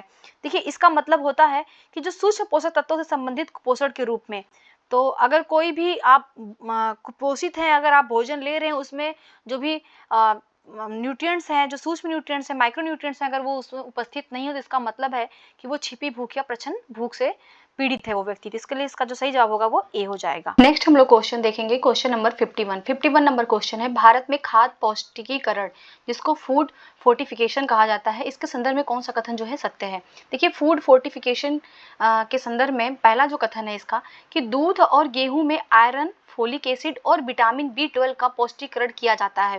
देखिए, ये स्टेटमेंट गलत है। गलत इस वजह से है क्योंकि यहाँ पे दूध नहीं बल्कि चावल और गेहूं में, ये ध्यान रखिएगा, यहाँ पे चावल होगा, चावल और गेहूं में जो है वो आयरन, फोलिक एसिड और विटामिन B12 का पौष्टिकीकरण किया जाता है। सेकेंड है इसका कि खाद्य तेल और दूध में विटामिन ए और डी का पौष्टिकीकरण किया जाता है। देखिए, ये बिल्कुल सही स्टेटमेंट है। जो भी हम खाने वाला तेल यूज करते हैं उसमें और दूध में, इन दोनों में ही विटामिन ए और डी को जो है वो फोर्टिफिकेशन किया जाता है इनका। थर्ड है कि चावल के पौष्टिकीकरण के लिए आयरन और आयोडीन का उपयोग किया जाता है। देखिए, आयरन और आयोडीन का जो फोर्टिफिकेशन किया जाता है वो चावल में नहीं किया जाता है बल्कि वो नमक में किया जाता है। इस वजह से ये भी स्टेटमेंट जो होगा वो गलत हो जाएगा। इस प्रकार जो 51 का सही आंसर होगा वो बी होगा। नेक्स्ट हम लोग क्वेश्चन देखते हैं, question number 52। Gate of animals पुस्तक किसने लिखी है। देखिए, जो गेट ऑफ एनिमल्स पुस्तक है इसको लिखा है अरस्तु ने। इसका सही जवाब हो जाएगा बी, अरस्तु। नेक्स्ट हम लोग देखते हैं क्वेश्चन नंबर 53। वात छिद्र पाए जाते हैं। देखिए, जो वात छिद्र है इसको ब्लो होल्स कहते हैं और ये पाए जाते हैं। तो देखिए, जो डॉल्फिन और व्हेल जैसे कुछ जो जंतु होते हैं उनमें गिल नहीं पाया जाता है, तो उनको जो सांस लेने के लिए उनमें जो होता है वो ब्लो होल्स होता है। तो इसका जो सही जवाब होगा वो हो जाएगा सी, जलीय स्तनधारियों में। तो जो जलीय स्तनधारी हैं वो सांस कैसे लेते हैं, तो वो ब्लो होल्स के माध्यम से लेते हैं। नेक्स्ट हम लोग क्वेश्चन देखते हैं, क्वेश्चन नंबर 54 नंबर क्वेश्चन है, तटीय क्षेत्रों के संबंध में निम्नलिखित में से कौन सा कथन जो है सही नहीं है। देखिए, तटीय क्षेत्रों के बारे में बात करनी है यहाँ पे। तो पहला है कि दिन के समय समुद्री समीर भूमि की ओर बढ़ती है। देखिए, दिन के समय क्या होता है कि जो समुद्री समीर है तो यहाँ पे स्थल जो होता है और एक होता है यहाँ पे जल वाला एरिया। समुद्र वाला एरिया, तो समुद्र से स्थल जो है वो जल्दी गर्म हो जाता है। तो जल्दी गर्म होने की वजह से यहाँ की जो वायु है वो हल्की हो जाती है, हल्की होकर के ऊपर उठती है और इसका जो प्रवाह होता है वो समुद्र की तरफ होने लगता है। और जो समुद्र की हवाएं होती जो ठंडी होती हैं, उनका जो वायुदाब ज़्यादा होता है, उनका जो प्रवाह होने लगता है वो स्थल की तरफ होने लगता है। इसलिए दिन में जो है समुद्र के तटीय जो एरिया होते हैं वो ठंड का महसूस करते हैं, मतलब उनको टेम्परेचर जो है वो अच्छा फील होता है। तो उसका कारण यही है कि जो दिन के समय समुद्री समीर की ओर बढ़ती है, तो जो भी हवाएं होती है दिन के समय वो समुद्री समीर की ओर बढ़ती है। ये बिल्कुल सही स्टेटमेंट है। सेकंड है, रात्रि के समय स्थल समीर समुद्र की ओर बढ़ती है। देखिए ये भी जो है वो बिल्कुल सही स्टेटमेंट है। इसी की जो रिवर्स कंडीशन होती है वो रात्रि के समय होती है, जिसको थल समीर कहा जाता है। और थर्ड है कि समुद्री समीर मौसमी प्रकृति की होती है। देखिए ये गलत स्टेटमेंट है। जो समुद्री समीर और स्थल समीर होती है ये मौसमी प्रकृति की नहीं होती हैं, बल्कि ये जो प्रकृति होती है ये दैनिक घटनाएं होती हैं। तो ये मौसमी नहीं होती बल्कि ये दैनिक घटनाएं होती हैं। तो इस वजह से ये जो सी वाला ऑप्शन है ये गलत हो जाएगा, तो इसका सही जवाब सी हो जाएगा। नेक्स्ट हम लोग देखते हैं क्वेश्चन नंबर 55। निम्नलिखित में से कौन चींटी के दंश को निष्क्रिय कर सकता है? देखिए जो चींटी है, चींटी जब भी आपको काटती है तो वो क्या करती है, फॉर्मिक एसिड आपके जो स्किन होता है उसमें रिलीज कर देती है। इसी वजह से जो हमें वो किनकिनाने लगता है, खुजली होने लगती है। तो ये जो चींटी का दंश होता है उसमें फॉर्मिक एसिड पाया जाता है और उसको कम करने के लिए नम बेकिंग सोडा, जिसको हम लोग सोडियम हाइड्रो कार्बोनेट कहते हैं, या कैलामाइन का घोल होता है जिसमें जिंक कार्बोनेट होता है, उसका प्रयोग किया जाता है। इस वजह से इसका सही जवाब होगा वो ए और बी दोनों के सही होने की वजह से डी इसका सही जवाब हो जाएगा, उपयुक्त में से एक से अधिक। नेक्स्ट हम लोग क्वेश्चन देखते हैं, क्वेश्चन नंबर 56। लोहे में जंग लगने के लिए किसकी आवश्यकता होती है? देखिए जो लोहे में जंग लगता है वो किन कारण से लगता है? तो जब भी लोहे में ऑक्सीजन और जल होगा तो उसमें जंग लगेगा, इसलिए इसका जो सही जवाब होगा वो ए हो जाएगा। ऑक्सीजन और जल की उपस्थिति के कारण जो है लोहे में जंग लग जाता है। नेक्स्ट हम लोग देखते हैं 57 नंबर क्वेश्चन। निम्नलिखित में से कौन सा जीव अपनी त्वचा से सांस ले सकता है? देखिए जो कुछ जीव होते हैं वो अपनी सांस लेने के लिए अपनी त्वचा का प्रयोग करते हैं। जैसे केचुआ, केचुआ क्या करता है, अपना सांस लेने के लिए अपनी त्वचा का प्रयोग करता है। इसके अलावा जो मेढक है, इसके पास भी फेफड़े जो है वो एक जोड़ी फेफड़े होते हैं, हालांकि मेढक के पास, फिर भी वो अपनी त्वचा से सांस ले सकता है। तो केचुआ और मेढक दोनों होने के लिए इसका जो सही जवाब होगा वो डी हो जाएगा, उपयुक्त में से एक से अधिक। नेक्स्ट हम लोग क्वेश्चन देखते हैं, क्वेश्चन नंबर 58 नंबर क्वेश्चन है, निषेचन के बाद पंखुड़ियों, बाह्यदल, पुंकेसर, शैली और वर्तिकाग्र की स्थिति क्या होती है? देखिए इनके निषेचन के बाद जो इनकी स्थिति होती है वो पंखुड़ियां बाह्यदल सिकुड़ कर गिर जाते हैं। इसका जो सही जवाब होगा वो सी हो जाएगा। नेक्स्ट हम लोग क्वेश्चन देखते हैं, नेक्स्ट क्वेश्चन है क्वेश्चन नंबर 59 नंबर क्वेश्चन है, वृषण उदर गुहा के बाहर अंडकोश की थैली में स्थित होता है। देखिए जो वृषण है वो उदर गुहा के बाहर अंडकोश की थैली में स्थित होता है, इसका क्या कारण है, क्यों वो बाहर स्थित होता है? देखिए इसका जो सही जवाब होगा वो ए हो जाएगा, क्योंकि शुक्राणु निर्माण के लिए शरीर के तापमान से कम तापमान की आवश्यकता होती है, इसी वजह से जो वृषण है वो अंडकोश की थैली में बाहर स्थित होता है। नेक्स्ट हम लोग क्वेश्चन देखते हैं, क्वेश्चन नंबर 60। विलियन के गुणों के संबंध में कौन से कथन जो है सही नहीं है? तो यहाँ पे हमें विलियन के गुण देखना है, विलियन के क्या गुण है। तो विलियन क्या होता है, तो विलियन एक समांगी मिश्रण होता है।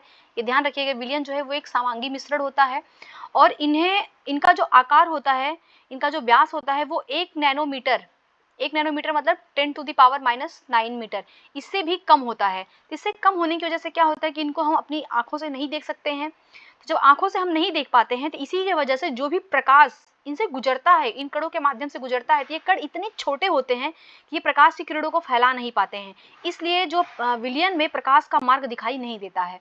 तो पहला है कि वे विलियन से गुजरने वाली प्रकाश की किरणों को प्रकीर्णित कर सकते हैं। देखिए अभी हमने देखा कि इनका आकार इतना छोटा होता है कि उसको प्रकीर्णित नहीं कर पाते, इसलिए ये स्टेटमेंट जो है गलत हो जाएगा।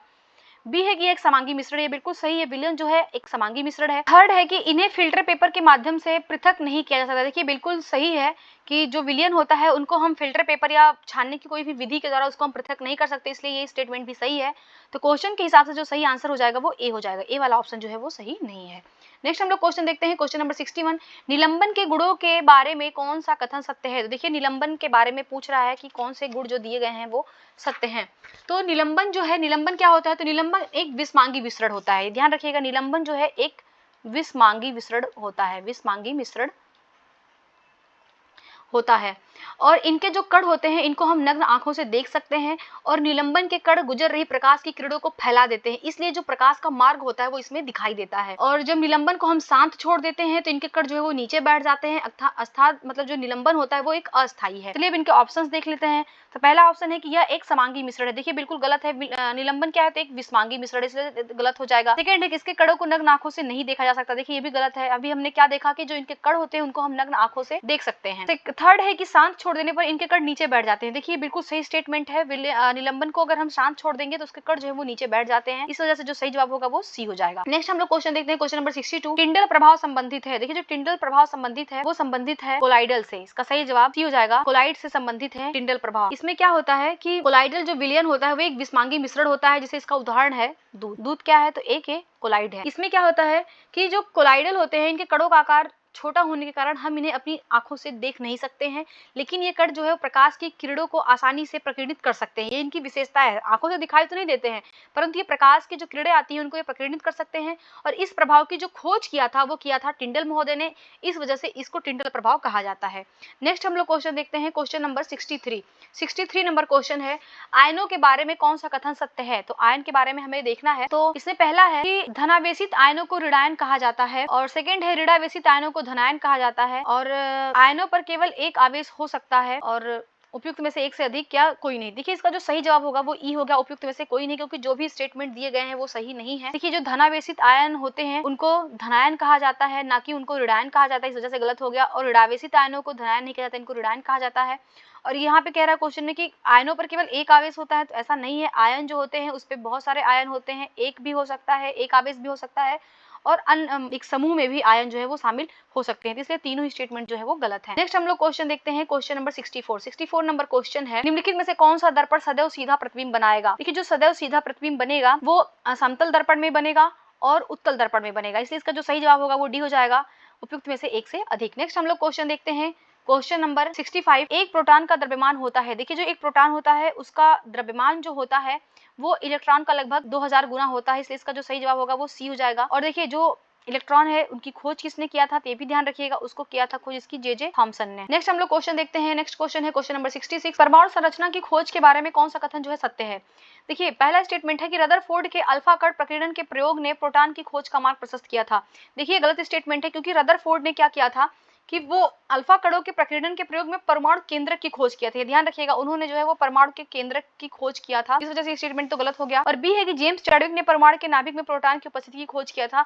देखिए ये जो नाभिक में प्रोटॉन की उपस्थिति है इसका खोज जेम्स चैडविक ने नहीं, बल्कि इसका खोज जो है वो रदरफोर्ड ने किया था। इस वजह से ये भी स्टेटमेंट गलत हो जाएगा। और थर्ड है, इलेक्ट्रॉन और प्रोटॉन की खोज का श्रेय क्रमशः जे थॉमसन और गोल्डस्टीन को दिया जाता है। देखिए बिल्कुल सही है, इलेक्ट्रॉन की जो खोज है वो जे थॉमसन ने किया था, प्रोटॉन की खोज जो किया था वो गोल्डस्टीन ने किया था। इसलिए इसी वाला स्टेटमेंट जो होगा वो सही हो जाएगा।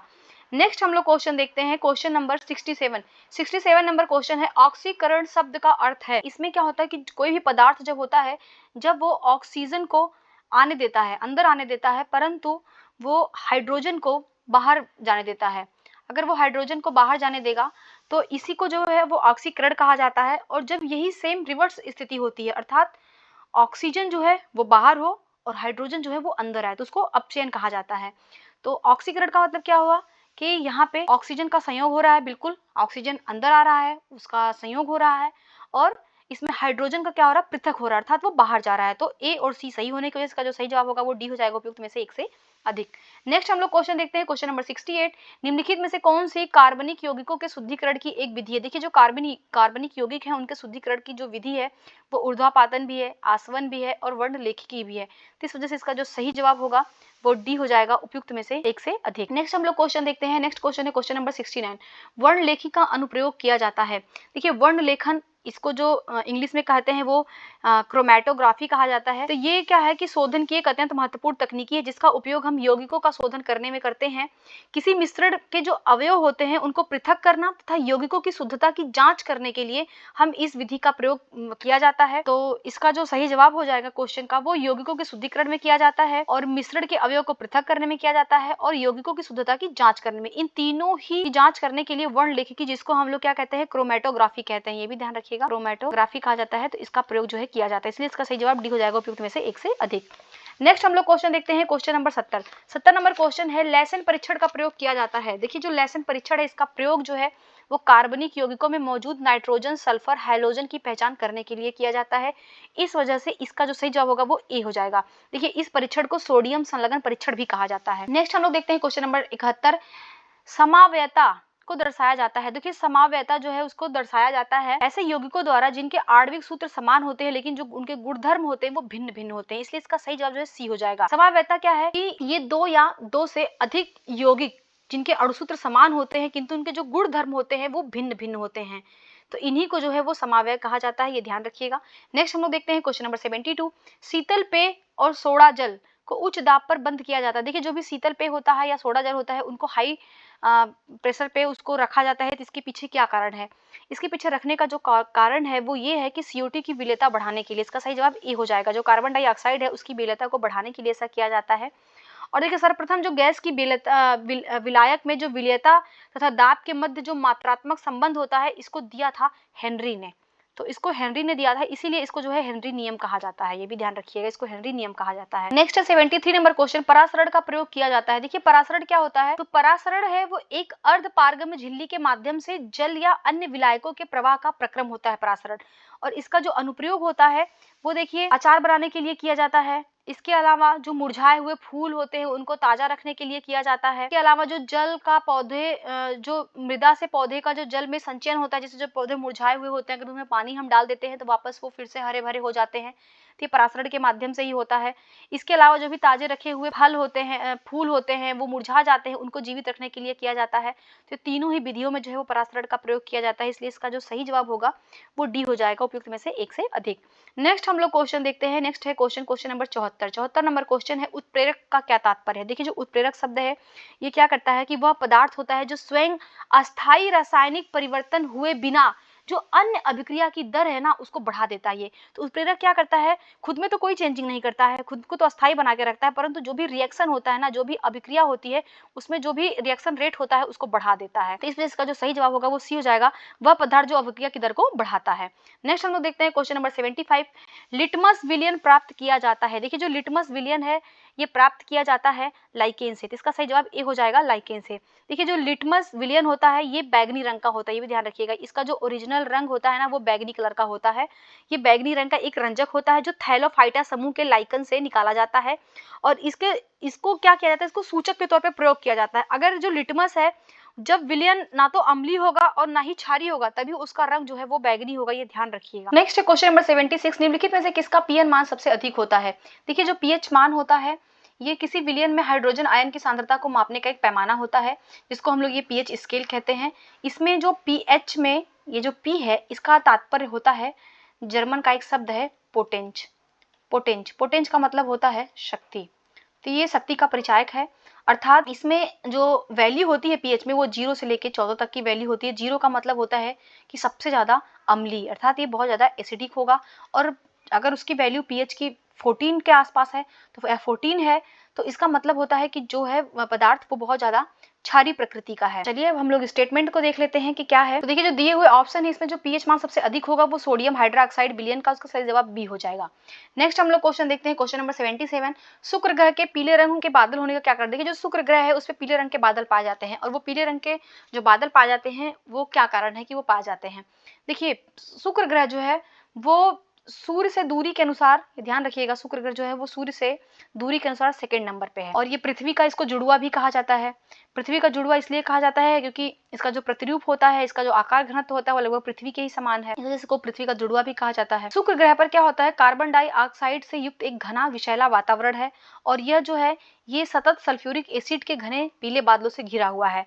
तो ये किससे घिरा हुआ है? तो सल्फ्यूरिक अम्ल से घिरा, उसका सही जवाब सी हो जाएगा। जो पीले रंग के बादल होते हैं वो सल्फ्यूरिक अम्ल की वजह से होते हैं, जिसके कारण क्या होता है कि ये बहुत ज्यादा गर्म होता है।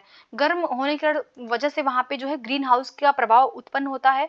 देखिए सूर्य से जो सबसे निकट है वो बुध है, ये ध्यान रखिएगा, बुध जो ग्रह है वो सूर्य से सबसे निकट है। फिर भी जो शुक्र ग्रह है वो सबसे ज्यादा गर्म ग्रह है, ध्यान रखिएगा, जो सबसे ज्यादा गर्म ग्रह है वो शुक्र है, बुध नहीं है। और उसके कारण क्या है तो वो सल्फ्यूरिक अम्ल की वजह से है। नेक्स्ट हम लोग क्वेश्चन देखते हैं क्वेश्चन नंबर 78 नंबर क्वेश्चन है, ज्वलनशील पदार्थों के लिए सबसे अच्छा अग्निशामक कौन है? ज्वलनशील पदार्थ उनके लिए सबसे अच्छा अग्निशामक जो है वो कार्बन डाइऑक्साइड, इसका सही जवाब सी हो जाएगा। देखिए जो भी विद्युत उपकरण और पेट्रोल जैसे ज्वलनशील पदार्थों में लगी आग को बुझाने के लिए CO2 का प्रयोग किया जाता है। CO2 का प्रयोग इसलिए किया जाता है क्योंकि ये ऑक्सीजन से भारी होने के कारण जो CO2 होता है वो आग को बुझाने के लिए एक कंबल की भांति कार्य करता है। तो ये जो है वो एक कंबल की तरह काम करता है, उसको ढक लेता है और ये आग को बुझा देता है, जिससे आग में क्या होता है कि ईंधन और ऑक्सीजन के बीच जो संपर्क टूट जाता है अगर हम उसमें वहां पे CO2 गैस का प्रवाह कर देते हैं तो। इस वजह से इसका सही जवाब होगा वो सी होगा। नेक्स्ट हम लोग क्वेश्चन देखते हैं, क्वेश्चन नंबर 79। मोमबत्ती की ज्वाला का सबसे गर्म क्षेत्र, देखिए अगर कोई मोमबत्ती जल रही है तो उसका जो सबसे गर्म क्षेत्र होगा वो नीला ज्वाला क्षेत्र होगा, इसलिए इसका सही जवाब ए हो जाएगा। नेक्स्ट हम लोग क्वेश्चन देखते हैं, क्वेश्चन नंबर 80। 80 नंबर क्वेश्चन है, 22 कैरेट सोना बना होता है। देखिए जो सोना 22 कैरेट, जो सोने की शुद्धता है वो तो 24 कैरेट से नापी जाती है, वो ध्यान रखिएगा, वो 24 कैरेट से नापी जाती है। 24 कैरेट सोना जो होता है वो बहुत ही नर्म सोना होता है और इसका जो प्रयोग है ना वो आभूषण बनाने के लिए नहीं होता है क्योंकि इतना मुलायम होता है। जो 22 कैरेट का सोना है वो सबसे जो भारत में आभूषण बनाए जाते हैं वो 22 कैरेट के सोने से बनाए जाते हैं और इसमें जो 2 कैरेट होता है तो वो मिलाया जाता है, इसमें चांदी या तांबा कुछ ऐसी कठोर धातु मिला करके ही आभूषण बनाया जाता है। तो इसका जो सही जवाब हो जाएगा वो हो जाएगा कि इसके 2 भाग में जस्ता, तांबा, चांदी, ये तीनों ही चीज में से जो भी है वो मिला करके आभूषण को तैयार किया जाता है, इसका सही जवाब ए हो जाएगा। नेक्स्ट हम लोग क्वेश्चन देखते हैं, क्वेश्चन नंबर 81। वल्कनीकरण के लिए निम्नलिखित में से किसका उपयोग किया जाता है? कि जो वल्कनीकरण है एक प्रक्रिया है, ये इसमें क्या होता है, ये प्रक्रिया का प्रयोग कहाँ पे किया जाता है? तो जो प्राकृतिक रबड़ होता है, रबड़ को जब हाई टेम्परेचर पे लेके जाएंगे, जब हाई टेम्परेचर होगा तो ये जो है वो नरम हो जाएगा और जब लो टेम्परेचर होगा, बहुत निम्न ताप होगा, तो वहां पे ये एक भंगुर की तरीके से व्यवहार करने लगता है। तो वहां पे होता क्या है कि जो भी ये रबड़ है प्राकृतिक, इसमें इसके भौतिक गुणों में सुधार करने के लिए जो प्रक्रिया अपनाई जाती है उसको वल्कनीकरण कहा जाता है। इस प्रक्रिया में क्या होता है, जो भी अपरिष्कृत जो रबड़ होता है उसको सल्फर और उपयुक्त योगजों के साथ 373 केल्विन से लेकर के 415 केल्विन के मध्य जो है वो गर्म किया जाता है, जिससे क्या होता है कि एक सल्फर त्रियक बंध बनता है और उससे जो रबड़ की कठोरता होती है वो बनी ही रहती है। तो इस वजह से इसके प्रयोग में किसका उपयोग किया जाता है? तो सल्फर का। इसका सही जवाब बी हो जाएगा। नेक्स्ट हम लोग क्वेश्चन देखते हैं, क्वेश्चन नंबर 82। ब्रह्मांड में प्रचुरता में पाए जाने वाले द्रव्यमान युक्त कण हैं। देखिए जो ब्रह्मांड में प्रचुरता में जो कण पाए जाते हैं वो है न्यूट्रिनो, इसका सही जवाब बी हो जाएगा, न्यूट्रिनो। नेक्स्ट हम लोग देखते हैं क्वेश्चन नंबर 83। निम्नलिखित में से किसका उपयोग जीवाणुरोधी मिश्र धातु के रूप में किया जाता है? देखिए जो जीवाणुरोधी मिश्र धातु के रूप में प्रयोग किया जाता है वो तांबा और चांदी का किया जाता है, इसका सही जवाब ए हो जाएगा। नेक्स्ट हम लोग क्वेश्चन देखते हैं 84 नंबर क्वेश्चन। किसका योग जो है वो स्टेनलेस स्टील को संरक्षण के प्रतिरोधी बनाता है? देखिए यहाँ पे क्या है ना, क्रोमियम और निकिल इनका योग करके जो है एक स्टेनलेस स्टील बनाया जाता है और वो जो है एक संरक्षण का व्यवहार करता है, मतलब उसमें जंग नहीं लगते हैं, तो इस वजह से जो है ये क्रोमियम और निकल, इसका सही जवाब ए हो जाएगा। नेक्स्ट हम लोग क्वेश्चन देखते हैं, क्वेश्चन नंबर 85। 85 नंबर क्वेश्चन, निम्नलिखित में से कौन सा रासायनिक परिवर्तन नहीं होता है? देखिए रासायनिक परिवर्तन में क्या होता है कि रासायनिक परिवर्तन में हमेशा एक नया पदार्थ बनता है, ये ध्यान रखिएगा। रासायनिक परिवर्तन में कोई भी नया प्रोडक्ट बनेगा, नया पदार्थ बनेगा, जबकि जो भौतिक परिवर्तन होता है ना, तो भौतिक परिवर्तन में ऐसा नहीं होता है, ये ध्यान रखिएगा। तो भौतिक परिवर्तन के दौरान कोई सामग्री जो है उसका आकार या रूप बदल सकता है, लेकिन कोई नया प्रतिक्रिया नहीं होगा, कोई नया उसमें यौगिक नहीं बनेगा। तो कहाँ पे नहीं होगा देख लेते हैं। देखो जब अल्कोहल का वाष्पीकरण होगा ना तो इसमें कोई भी नया रूप नहीं धारण हो रहा है, इसका सही जवाब इसका जो है वो ए हो जाएगा कि यहाँ पे कोई भी रासायनिक परिवर्तन नहीं हो रहा, बल्कि दूध से दही बन रहा है तो यहाँ पे हो रहा है, जलती हुई लकड़ी में भी हो रहा है, ये रासायनिक परिवर्तन हो रहा है, ये ध्यान रखिएगा। नेक्स्ट हम लोग क्वेश्चन देखते हैं, क्वेश्चन नंबर 86। 86 नंबर क्वेश्चन है, निम्नलिखित में से किसे 2022 में साहित्य का नोबेल पुरस्कार दिया गया है? देखिए जो 2022 का साहित्य का नोबेल पुरस्कार दिया गया है वो दिया गया है एनी एर्नॉक्स को, इसका सही जवाब भी हो जाएगा एनी एर्नॉक्स को। इनको 2022 का नोबेल जो है दिया गया है साहित्य का। अब्दुल रज्जाक गुरनाह को जो है वो 2021 का इनको साहित्य का नोबेल दिया गया था, तो ये भी ध्यान रखिएगा। नेक्स्ट हम लोग क्वेश्चन देखते हैं, क्वेश्चन नंबर 87। 87 नंबर क्वेश्चन है, प्रधानमंत्री ने निम्नलिखित में से किस राज्य में 36वें राष्ट्रीय खेलों का उद्घाटन किया है? देखिए 36वां राष्ट्रीय खेल का उद्घाटन किया गया है वो गुजरात में किया गया, इसका सही जवाब ए हो जाएगा गुजरात। और इसका जो शुभंकर था वो क्या था, तो वो एक सावज था। सावज क्या था, तो ये एक एशियाई शेर का प्रतिनिधित्व करता है, सावज। नेक्स्ट हम लोग देखते हैं क्वेश्चन नंबर 88। निम्नलिखित में से किस संगठन ने वैश्विक नवाचार सूचकांक GII जारी किया है? देखिए जो वैश्विक नवाचार सूचकांक है इसको जारी किया है विपो ने, यानी विश्व बौद्धिक संपदा संगठन ने। तो इसका जो सही जवाब हो जाएगा वो हो जाएगा सी, विश्व बौद्धिक संपदा संगठन। और इसमें क्या होता है कि जो सूचकांक की गणना है इसके मानकों में संस्थान जो है वो मानव पूंजी और अनुसंधान, आधारभूत ढांचे, बाजार संरचना, व्यापार संरचना, ज्ञान और प्रौद्योगिकी आउटपुट, ये सारी तत्वों को शामिल किया जाता है। और जो 2022 में देखिएगा 2022 में भारत की जो रैंक है वो 132 देशों में 40वें स्थान पे भारत की रैंक है, और पहले स्थान पे कौन है, तो वो स्विट्जरलैंड है, ये भी ध्यान रखिएगा।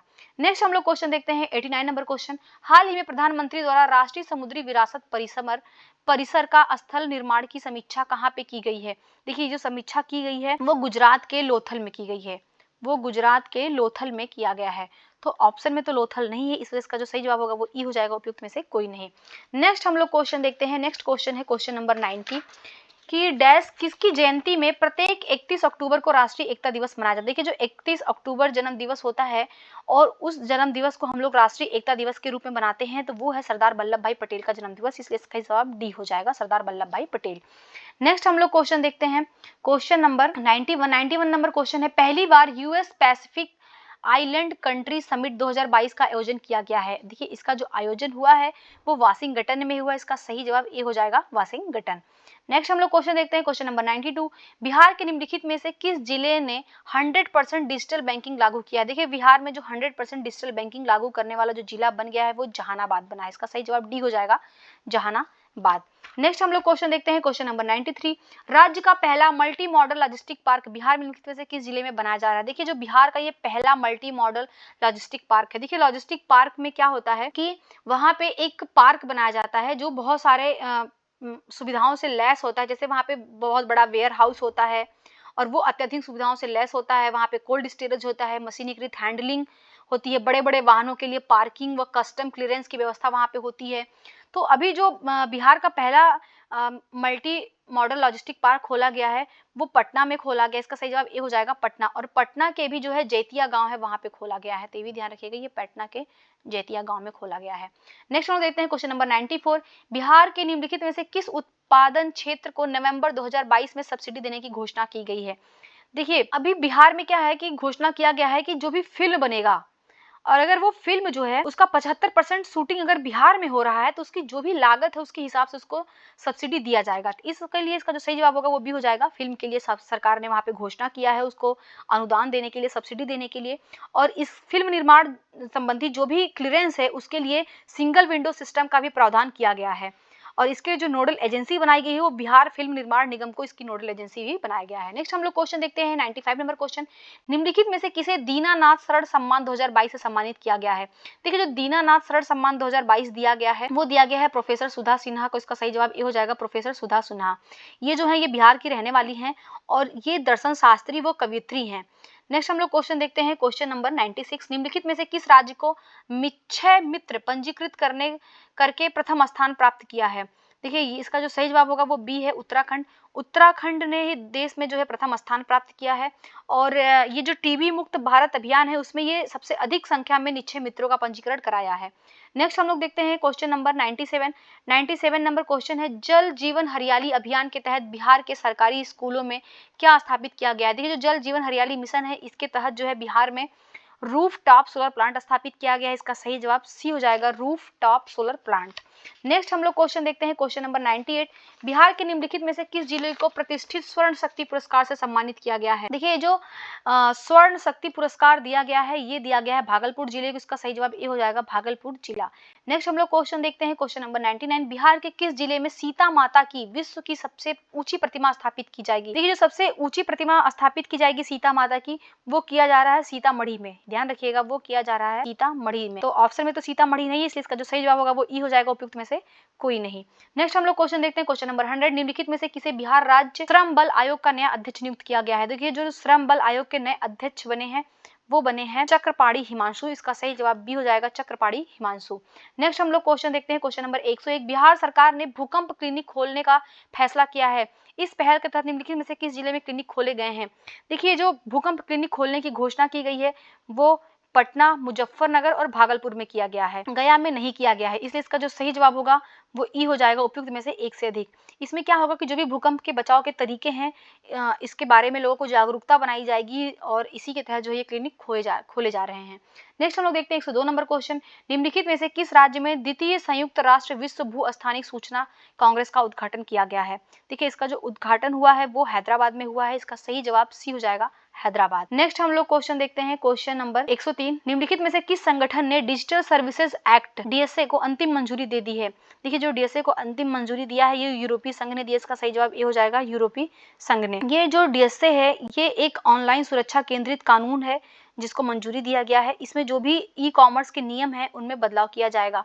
नेक्स्ट हम लोग क्वेश्चन देखते हैं, क्वेश्चन नंबर 104 नंबर क्वेश्चन है, चौथे हेली इंडिया शिखर सम्मेलन 2022 का उद्घाटन किस मंत्रालय के द्वारा किया गया है। देखिए जो हेली इंडिया शिखर सम्मेलन है इसका उद्घाटन जो किया गया है वो नागरिक उड्डयन मंत्रालय के द्वारा किया गया, इसका सही जवाब बी हो जाएगा और इसकी थीम थी कि helicopters for last mile connectivity. Next हम लोग क्वेश्चन देखते हैं क्वेश्चन नंबर 105। अंतरराष्ट्रीय बालिका दिवस मनाया जाता है। देखिए जो अंतरराष्ट्रीय बालिका दिवस मनाया जाता है वो प्रत्येक वर्ष 11 अक्टूबर को मनाया जाता है। देखिए ऑप्शन में तो 11 अक्टूबर दिया नहीं गया है, इसलिए इसका जो सही जवाब होगा वो ई हो जाएगा, उपयुक्त में से कोई नहीं। नेक्स्ट हम लोग क्वेश्चन देखते हैं क्वेश्चन नंबर 106। अंतरराष्ट्रीय ई अपशिष्ट दिवस 2022 की थीम क्या थी? देखिए जो अंतरराष्ट्रीय ई अपशिष्ट दिवस 2022 की थीम थी वो थी कि recycle it all know matter how small. तो इसका जो सही जवाब होगा वो सी हो जाएगा, recycle it all know matter how small.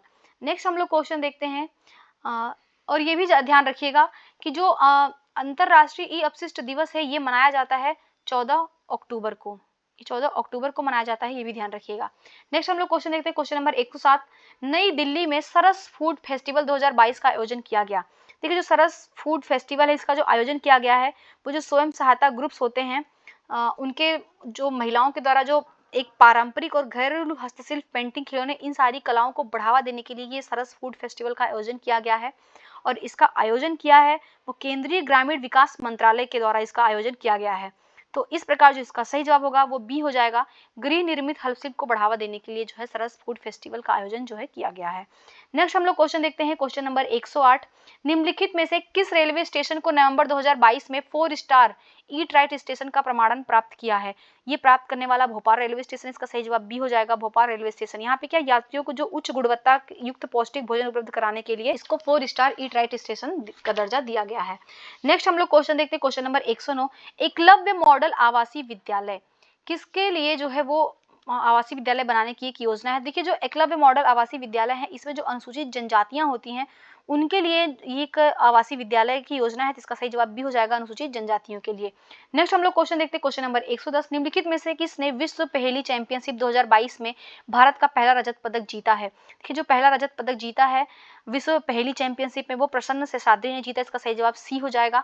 Next हम लोग क्वेश्चन देखते हैं क्वेश्चन नंबर 111। निम्नलिखित में से कौन सी अवधारणा न्यूटन के गति विषयक प्रथम नियम से ली गई है? देखिए जो न्यूटन की प्रथम गति का नियम है वो है जड़त्व का नियम, इसका सही जवाब सी हो जाएगा, जड़त्व का नियम। जड़त्व का नियम क्या होता है कि इसके अनुसार कोई भी पिंड वो तब तक विरामावस्था में या एक सरल रेखा पर एक समान गति की अवस्था में रहता है जब तक कि उस पर कोई बाह्य बल आरोपित न किया जाए।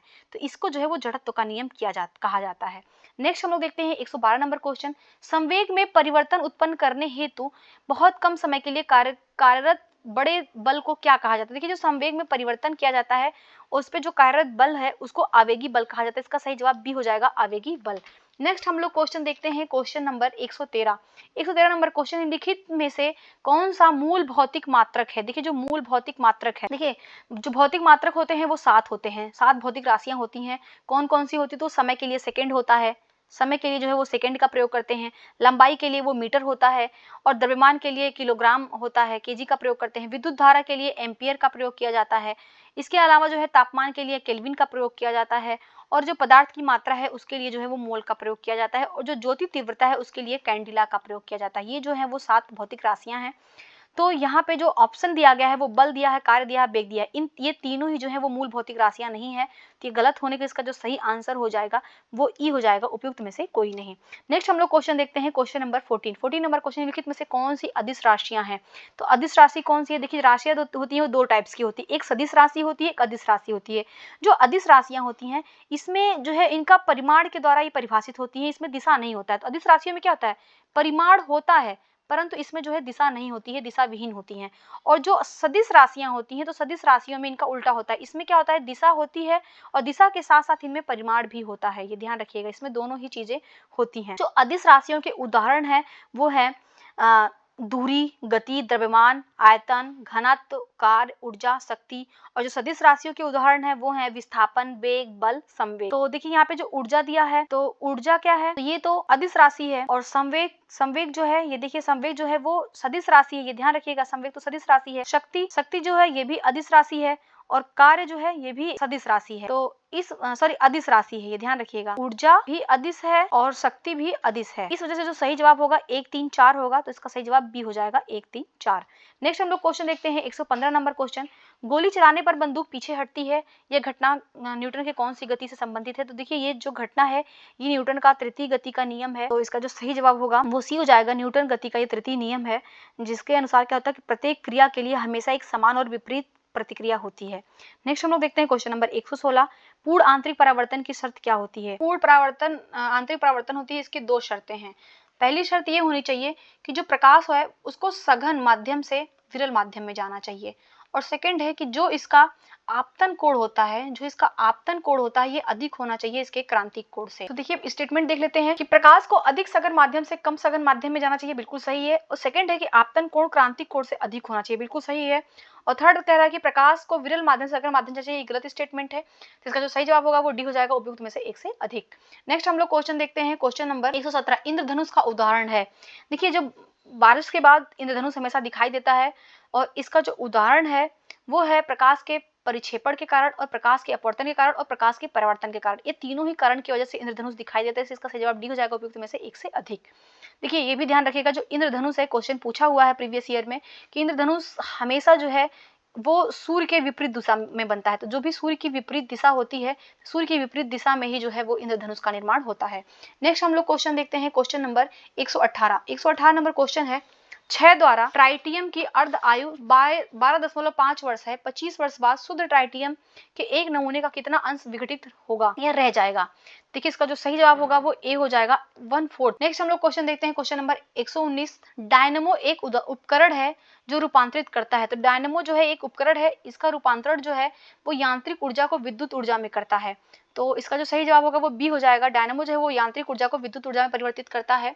नेक्स्ट हम लोग क्वेश्चन देखते हैं, क्वेश्चन नंबर 120, किसी पिंड या वस्तु का भार अधिकतम कब होता है। देखिए जो भी कोई भी पिंड होती है, वस्तु होता है, उसका जो मैक्सिमम भार होता है वो ध्रुवों पर होता है। इसका सही जवाब ए हो जाएगा, ध्रुवों पर। नेक्स्ट क्वेश्चन नंबर 121, पृथ्वी का पलायन वेग होता है। देखिए पलायन वेग का मतलब होता है कि वह वेग, जब पलायन वेग मतलब एक ऐसा वेग होता है जब भी हम किसी वस्तु को प्रक्षेपित करते हैं तो वो जो पृथ्वी का गुरुत्वाकर्षण बल होता है उसको पार करके बाहर चला जाए। जब वो गुरुत्वाकर्षण को पार करके बाहर चला जाएगा तो वो वापस पृथ्वी पर लौट करके नहीं आ पाएगा, अर्थात वो अंतरिक्ष में चला जाएगा। उसी को पलायन वेग कहा जाता है। तो जो पृथ्वी का पलायन वेग है वो 11.2 किलोमीटर पर सेकेंड है। सही जवाब इसका सी हो जाएगा। अगर इस गति से अगर हम किसी पिंड को फेंक रहे हैं तो वो पृथ्वी के गुरुत्वाकर्षण एरिया से बाहर निकल जाएगा। नेक्स्ट हम लोग क्वेश्चन देखते हैं, क्वेश्चन नंबर 122, किसी ध्वनि का तारत्व निर्भर करता है। देखिए कोई भी जो ध्वनि है उसका तारत्व निर्भर करता है उसकी आवृत्ति पर। इसका सही जवाब भी हो जाएगा, आवृत्ति पर। नेक्स्ट हम लोग क्वेश्चन देखते हैं, क्वेश्चन नंबर 123, निकट दृष्टि दोष युक्त नेत्रों में किसके प्रयोग से ठीक किया जा सकता है। देखिए जो निकट दृष्टि दोष होता है इसमें व्यक्ति को निकट की वस्तु तो स्पष्ट रूप से दिखाई देती है परंतु दूर की वस्तु इसको जो है दिखाई नहीं देती है, और इसके सुधार के लिए जो लेंस का प्रयोग किया जाता है, ये ध्यान रखिएगा, वो हमेशा वो अवतल लेंस का प्रयोग किया जाता है। तो इसका सही जवाब बी हो जाएगा, अवतल लेंस। इसी को अपसारी लेंस भी कहा जाता है। कभी कभी क्वेश्चन में अपसारी लेंस भी दे देगा, तो ये भी ध्यान रखिएगा, इसको अवतल लेंस या अपसारी लेंस का प्रयोग किया जाता है। नेक्स्ट हम लोग देखते हैं क्वेश्चन नंबर 124, निम्नलिखित में से कौन सी घटना यह सिद्ध करती है कि प्रकाश एक अनुप्रस्थ तरंग है। देखिए जो प्रकाश है एक अनुप्रस्थ तरंग, ये सिद्ध करने के लिए जो है वो प्रकाश का ध्रुवीकरण के द्वारा इसको सिद्ध किया जाता है। इसका सही जवाब सी हो जाएगा, प्रकाश का ध्रुवीकरण। देखिए प्रकाश क्या है कि एक विद्युत चुंबकीय तरंग है जिसमें विद्युत और चुंबकीय क्षेत्र एक दूसरे के लंबवत और प्रसार की दिशा में लंबवत कंपन करते हैं। नेक्स्ट हम लोग क्वेश्चन देखते हैं, क्वेश्चन नंबर 125 नंबर क्वेश्चन, निम्नलिखित में से कौन सा एक अनुचुंबकीय पदार्थ है। तो जो अनुचुंबकीय पदार्थ है वो जल भी है, ऑक्सीजन भी है, एल्यूमिनियम भी है। अनुचुंबकीय का मतलब है कि ये मैग्नेट को अपनी तरफ आकर्षित नहीं करते हैं, मतलब बहुत ही कम मात्रा में करते हैं जिसका प्रभाव हम मोस्टली देखा नहीं जा सकता। इसलिए इसका जो सही जवाब होगा वो डी हो जाएगा, उपयुक्त में से एक से अधिक। नेक्स्ट हम लोग क्वेश्चन देखते हैं, क्वेश्चन नंबर 126, तापमान बढ़ाने पर किसी द्रव का पृष्ठ तनाव क्या होता है। देखिए अगर हम किसी वस्तु का तापमान बढ़ा रहे हैं तो उसका जो पृष्ठ तनाव है वो घटने लगता है। इसका सही जवाब भी हो जाएगा, पृष्ठ तनाव जो है वो घटने लगता है। पृष्ठ तनाव जो होता है वो किसी द्रव पदार्थ का वह गुण है जिसके कारण द्रव की मुक्त सतह का क्षेत्रफल न्यूनतम होने की प्रवृत्ति होती है, ये ध्यान रखिएगा। और ये जो शून्य होता है वो हमेशा क्रांतिक ताप पे, अगर क्रांतिक ताप की स्थिति है तो वहां पे जो पृष्ठ तनाव है वो 0 हो जाएगा। नेक्स्ट हम लोग क्वेश्चन देखते हैं, 127 नंबर क्वेश्चन, बैरोमीटर पाठ्यांक में अचानक गिरावट से क्या पता चलता है। देखिए जो बैरोमीटर है ना, इसके प्रयोग से हमें मौसम के बारे में जानकारी मिलती है। तो अगर इसमें अचानक गिरावट हो रही है तो अचानक जो अगर गिरावट होगी तो ये हमें संकेत देता है कि तूफान आने वाला है। तो इसका सही जवाब ये हो जाएगा, तूफान आने का ये सूचक है। अगर बैरोमीटर जो है वो धीरे धीरे गिर रहा है, अगर ये धीरे धीरे नीचे आ रहा है तो इसका मतलब है कि वर्षा होने वाली है, वर्षा का संकेत दे रहा है। और अगर बैरोमीटर जो है वो धीमी गति से वृद्धि हो रही है, अगर उसमें धीमी गति से वृद्धि हो रही है तो वो संकेत देगा कि जो मौसम है वो साफ होने वाला है। नेक्स्ट हम लोग क्वेश्चन देखते हैं, 128 नंबर क्वेश्चन, निम्नलिखित में से किस विद्युत चुंबकीय विकिरण की तरंग दैर्ध्य सबसे लंबी होती है। देखिए जो सबसे लंबी तरंग दैर्ध्य होती है वो होती है, इसका क्रम देख लेते हैं, सबसे अधिक जो होती है वो रेडियो वेव्स की होती है, ध्यान रखिएगा, सबसे अधिक रेडियो वेव्स की होती है। उसके बाद से जो है वो माइक्रोवेव की होती है, इसके बाद से जो होती है वो इंफ्रारेड की होती है, उसके बाद से जो हमको विजिबल रेज होता है उसकी होती है, उसके बाद से जो हमको क्या कहते हैं परावैंगनिक किरण जो अल्ट्रावायलेट रेज होता है इसकी होती है, इसके बाद जो होता है वो एक्सरे की होती है, एक्सरे का होता है, इसके बाद जो होता है वो गामा रे का होता है। तो देखिए सबसे अधिक रेडियो वेव का होता है और सबसे कम जो होता है वो गामा का होता है। तो क्वेश्चन में पूछ रहा है सबसे लंबी किसकी होती है, सबसे लंबी जो होती है वो रेडियो तरंग की होती है, इसका सही जवाब सी हो जाएगा।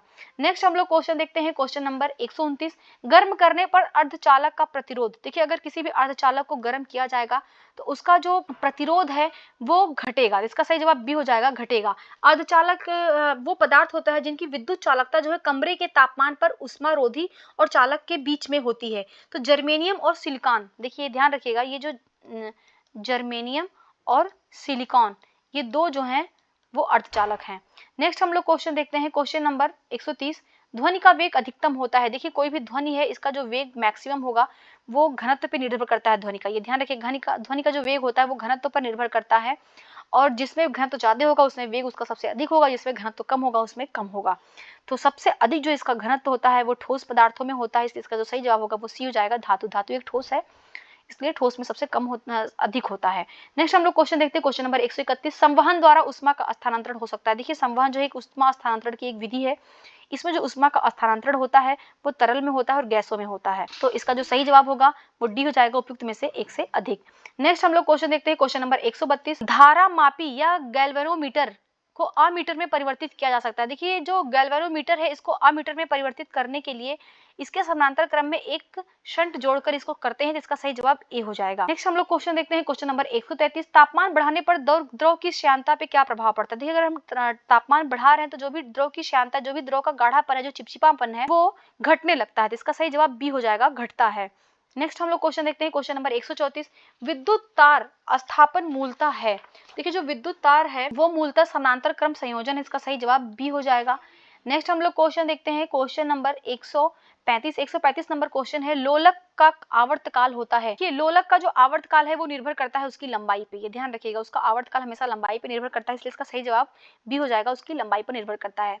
देखिए क्वेश्चन ये पूछा जाता है कि लोलक का जो आवर्तकाल होता है वो ग्रीष्म के दिनों में क्या होता है कि वो बढ़ जाता है, तो इसकी जो लंबाई है वो ग्रीष्म ऋतु में बढ़ जाती है, और बढ़ने के कारण इसका जो आवर्तकाल है वो भी बढ़ जाता है। तो आवर्तकाल भी अगर बढ़ जाएगा तो जो घड़ियां होती हैं, लोलक घड़ियां, वो धीमी गति से काम करने लगती हैं ग्रीष्म ऋतु में। नेक्स्ट हम लोग क्वेश्चन देखते हैं, 136 नंबर क्वेश्चन, लोहे की कील पारे पर तैरती है जबकि पानी में डूब जाती है, इसका क्या कारण है। देखिए जो लोहे की कील है ना वो पारे पर क्यों तोड़ती है, क्योंकि पारा का जो घनत्व होता है, पारा का जो घनत्व होता है वो लोहे की जो कील है वो कील से अधिक होता है, इस वजह से कील तैरती है। और पानी में क्या होता है, जो पानी का घनत्व होता है वो कम होता है, कील का अधिक होता है, इस वजह से पानी में डूब जाती है और पारे पर तैरती है। तो इसका जो सही जवाब हो जाएगा 136 का, वो हो जाएगा सी, लोहे का घनत्व जो है पानी के घनत्व तथा लोहे का जो घनत्व है पानी से अधिक तथा पारे के से कम होता है। नेक्स्ट हम लोग क्वेश्चन देखते हैं, क्वेश्चन नंबर 137, पैरोमीटर का उपयोग किया जाता है। देखिए जो पैरोमीटर है इसका प्रयोग किया जाता है उच्च तापमान को मापने के लिए, इसका सही जवाब हो जाएगा ए। नेक्स्ट हम लोग क्वेश्चन देखते हैं, क्वेश्चन नंबर 138, निम्नलिखित में से किस राशि का कोई मात्रक नहीं है। देखिए जिस जो राशि है इसका कोई भी मात्रक नहीं है वो है विकृति। विकृति क्या होता है, जब भी किसी वस्तु पे अगर हम बाह्य बल लगाएंगे तो उसकी आकृति में चेंज हो जाएगा, इसका लिए कोई मापक नहीं है, इसलिए इसका सही जवाब बी हो जाएगा, विकृति। नेक्स्ट हम देखते हैं 139 नंबर क्वेश्चन, मानव नेत्र का कौन सा भाग प्रकाश की तीव्रता को महसूस करता है। तो देखिए जो प्रकाश की तीव्रता को महसूस करता है वो शलाका और शंकु, ये दोनों महसूस करते हैं, और जो प्रकाश नेत्र के सामने के वक्र पृष्ठी जिसे कॉर्निया कहा जाता है उसी पटल के माध्यम से ये प्रवेश करता है, तो इसका जो सही जवाब होगा वो ए और बी के सही होने की वजह से डी हो जाएगा, उपयुक्त में से एक से अधिक। नेक्स्ट हम लोग क्वेश्चन देखते हैं, नेक्स्ट है क्वेश्चन नंबर 140, जब यूरेनियम पर न्यूट्रॉन की बमबारी की जाती है तो निम्नलिखित में से कौन सा तत्व उत्पन्न होता है। देखिए जब भी यूरेनियम पर हम न्यूट्रॉन की बमबारी करेंगे तो यहाँ पे एंटीमनी और नाइयोबियम और जिनान और स्ट्रोटियम जो है वो उत्पन्न होता है, इसलिए इसका सही जवाब डी हो जाएगा, उपयुक्त में से एक से अधिक। नेक्स्ट हम लोग क्वेश्चन देखते हैं, क्वेश्चन नंबर 141, मेलाकाइट अयस्क है। देखिए जो मेलाकाइट अयस्क है ये कॉपर का अयस्क है, इसका सही जवाब बी हो जाएगा। नेक्स्ट हम लोग क्वेश्चन देखते हैं, क्वेश्चन नंबर 142, फेन प्लवन विधि प्रयुक्त की जाती है? देखिए जो फेन प्लवन विधि है ये सल्फाइड अयस्कों को मुक्त करने के लिए इसका प्रयोग किया जाता है। इसका जो सही जवाब होगा वो बी हो जाएगा। नेक्स्ट हम लोग क्वेश्चन देखते हैं, क्वेश्चन नंबर 143, ग्रेना पाया जाता है। देखिए ग्रेना जो है ये पाया जाता है क्लोरोपास्ट में, तो इसका सही जवाब ए हो जाएगा। ये हरित लवक में पाया जाने वाला वो है ग्रेनापास्ट। नेक्स्ट हम लोग क्वेश्चन देखते हैं, क्वेश्चन नंबर 144, निम्नलिखित में से कौन सा एक सही मेल है? यहाँ पे बताना है कौन सा मैच जो है वो सही है। नेक्स्ट है क्वेश्चन नंबर 145, 145 नंबर क्वेश्चन, निम्नलिखित में से कौन सा साइटोपंजर का कार्य नहीं है? देखिए साइटोपंजर में क्या होता है कि ये प्रोटीन युक्त विस्तृत जलिकावत तंतु होता है जो कोशिका द्रव्य में मिलता है और उसी को साइटोपाइंजर कहा जाता है। और इसमें जो है वो इसका कार्य उत्सर्जन करना नहीं होता, इसलिए इसका सही जवाब ए हो जाएगा। नेक्स्ट हम लोग क्वेश्चन देखते हैं, क्वेश्चन नंबर 146, पक्षाभ शामिल है। देखिए पक्षाभ जो शामिल है इसका जो सही जवाब हो जाएगा वो कोशिका की गति में और कोशिका के चारों ओर द्रव के संचलन में, इसलिए इसका जो सही जवाब होगा वो डी हो जाएगा, उपयुक्त में से एक से अधिक। नेक्स्ट हम लोग क्वेश्चन देखते हैं 147 नंबर क्वेश्चन, घरेलू मक्खी का जैविक नाम क्या है? देखिए जो घरेलू मक्खी है ना इसका जो जैविक नाम है वो है घरेलू मस्का, इसका सही जवाब सी हो जाएगा, घरेलू मस्का। नेक्स्ट हम लोग क्वेश्चन देखते हैं 148 नंबर क्वेश्चन, कोशिका चक्र की प्रक्रिया के दौरान क्या होता है? देखिए जो कोशिका चक्र की प्रक्रिया होती है उसके दौरान डीएनए का संश्लेषण यस चरण में होता है, इसलिए सही जवाब इसका सी हो जाएगा। नेक्स्ट हम लोग क्वेश्चन देखते हैं 149 नंबर क्वेश्चन, उत्सर्जन व्यवहार के बारे में कौन सा कथन जो है सत्य है, सत्य कथन बताना है। देखिए इसका जो सही जवाब है वो बी है, सरीसृप, पक्षी और भूमि घोंघे ये यूरिकोटेलिक होते हैं, तो इसका सही जवाब बी हो जाएगा। नेक्स्ट हम लोग देखते हैं 150 नंबर क्वेश्चन और ये लास्ट क्वेश्चन है इस टेस्ट का, भारत में पारिस्थितिकी का जनक किसे माना जाता है? देखिए जो भारत में पारिस्थितिकी का जनक माना जाता है वो रामदेव मिश्र को माना जाता है, इसका सही जवाब ए हो जाएगा, रामदेव मिश्रा। रामदेव मिश्रा के प्रयासों से ही देखिए 1972 का जो भारत सरकार ने national committee for environmental planning तथा कोऑर्डिनेशन की स्थापना किया था 1972 में, वो इन्हीं के प्रयासों के माध्यम से हुआ था और बाद में इसी संस्था के माध्यम से जो है वो पर्यावरण वन मंत्रालय को स्थापित किया गया था 1984 में। तो इसी के साथ हमारा ये टेस्ट जो है वो समाप्त होता है। मिलेंगे अपने नेक्स्ट टेस्ट में। अगर आपको हमारी वीडियोस अच्छी लग रही है तो प्लीज आप मेरे चैनल को सब्सक्राइब करिए, मेरी वीडियोस को लाइक करिए और अपने फ्रेंड्स में इसको शेयर करिए। देखने के लिए आप लोगों का बहुत बहुत धन्यवाद।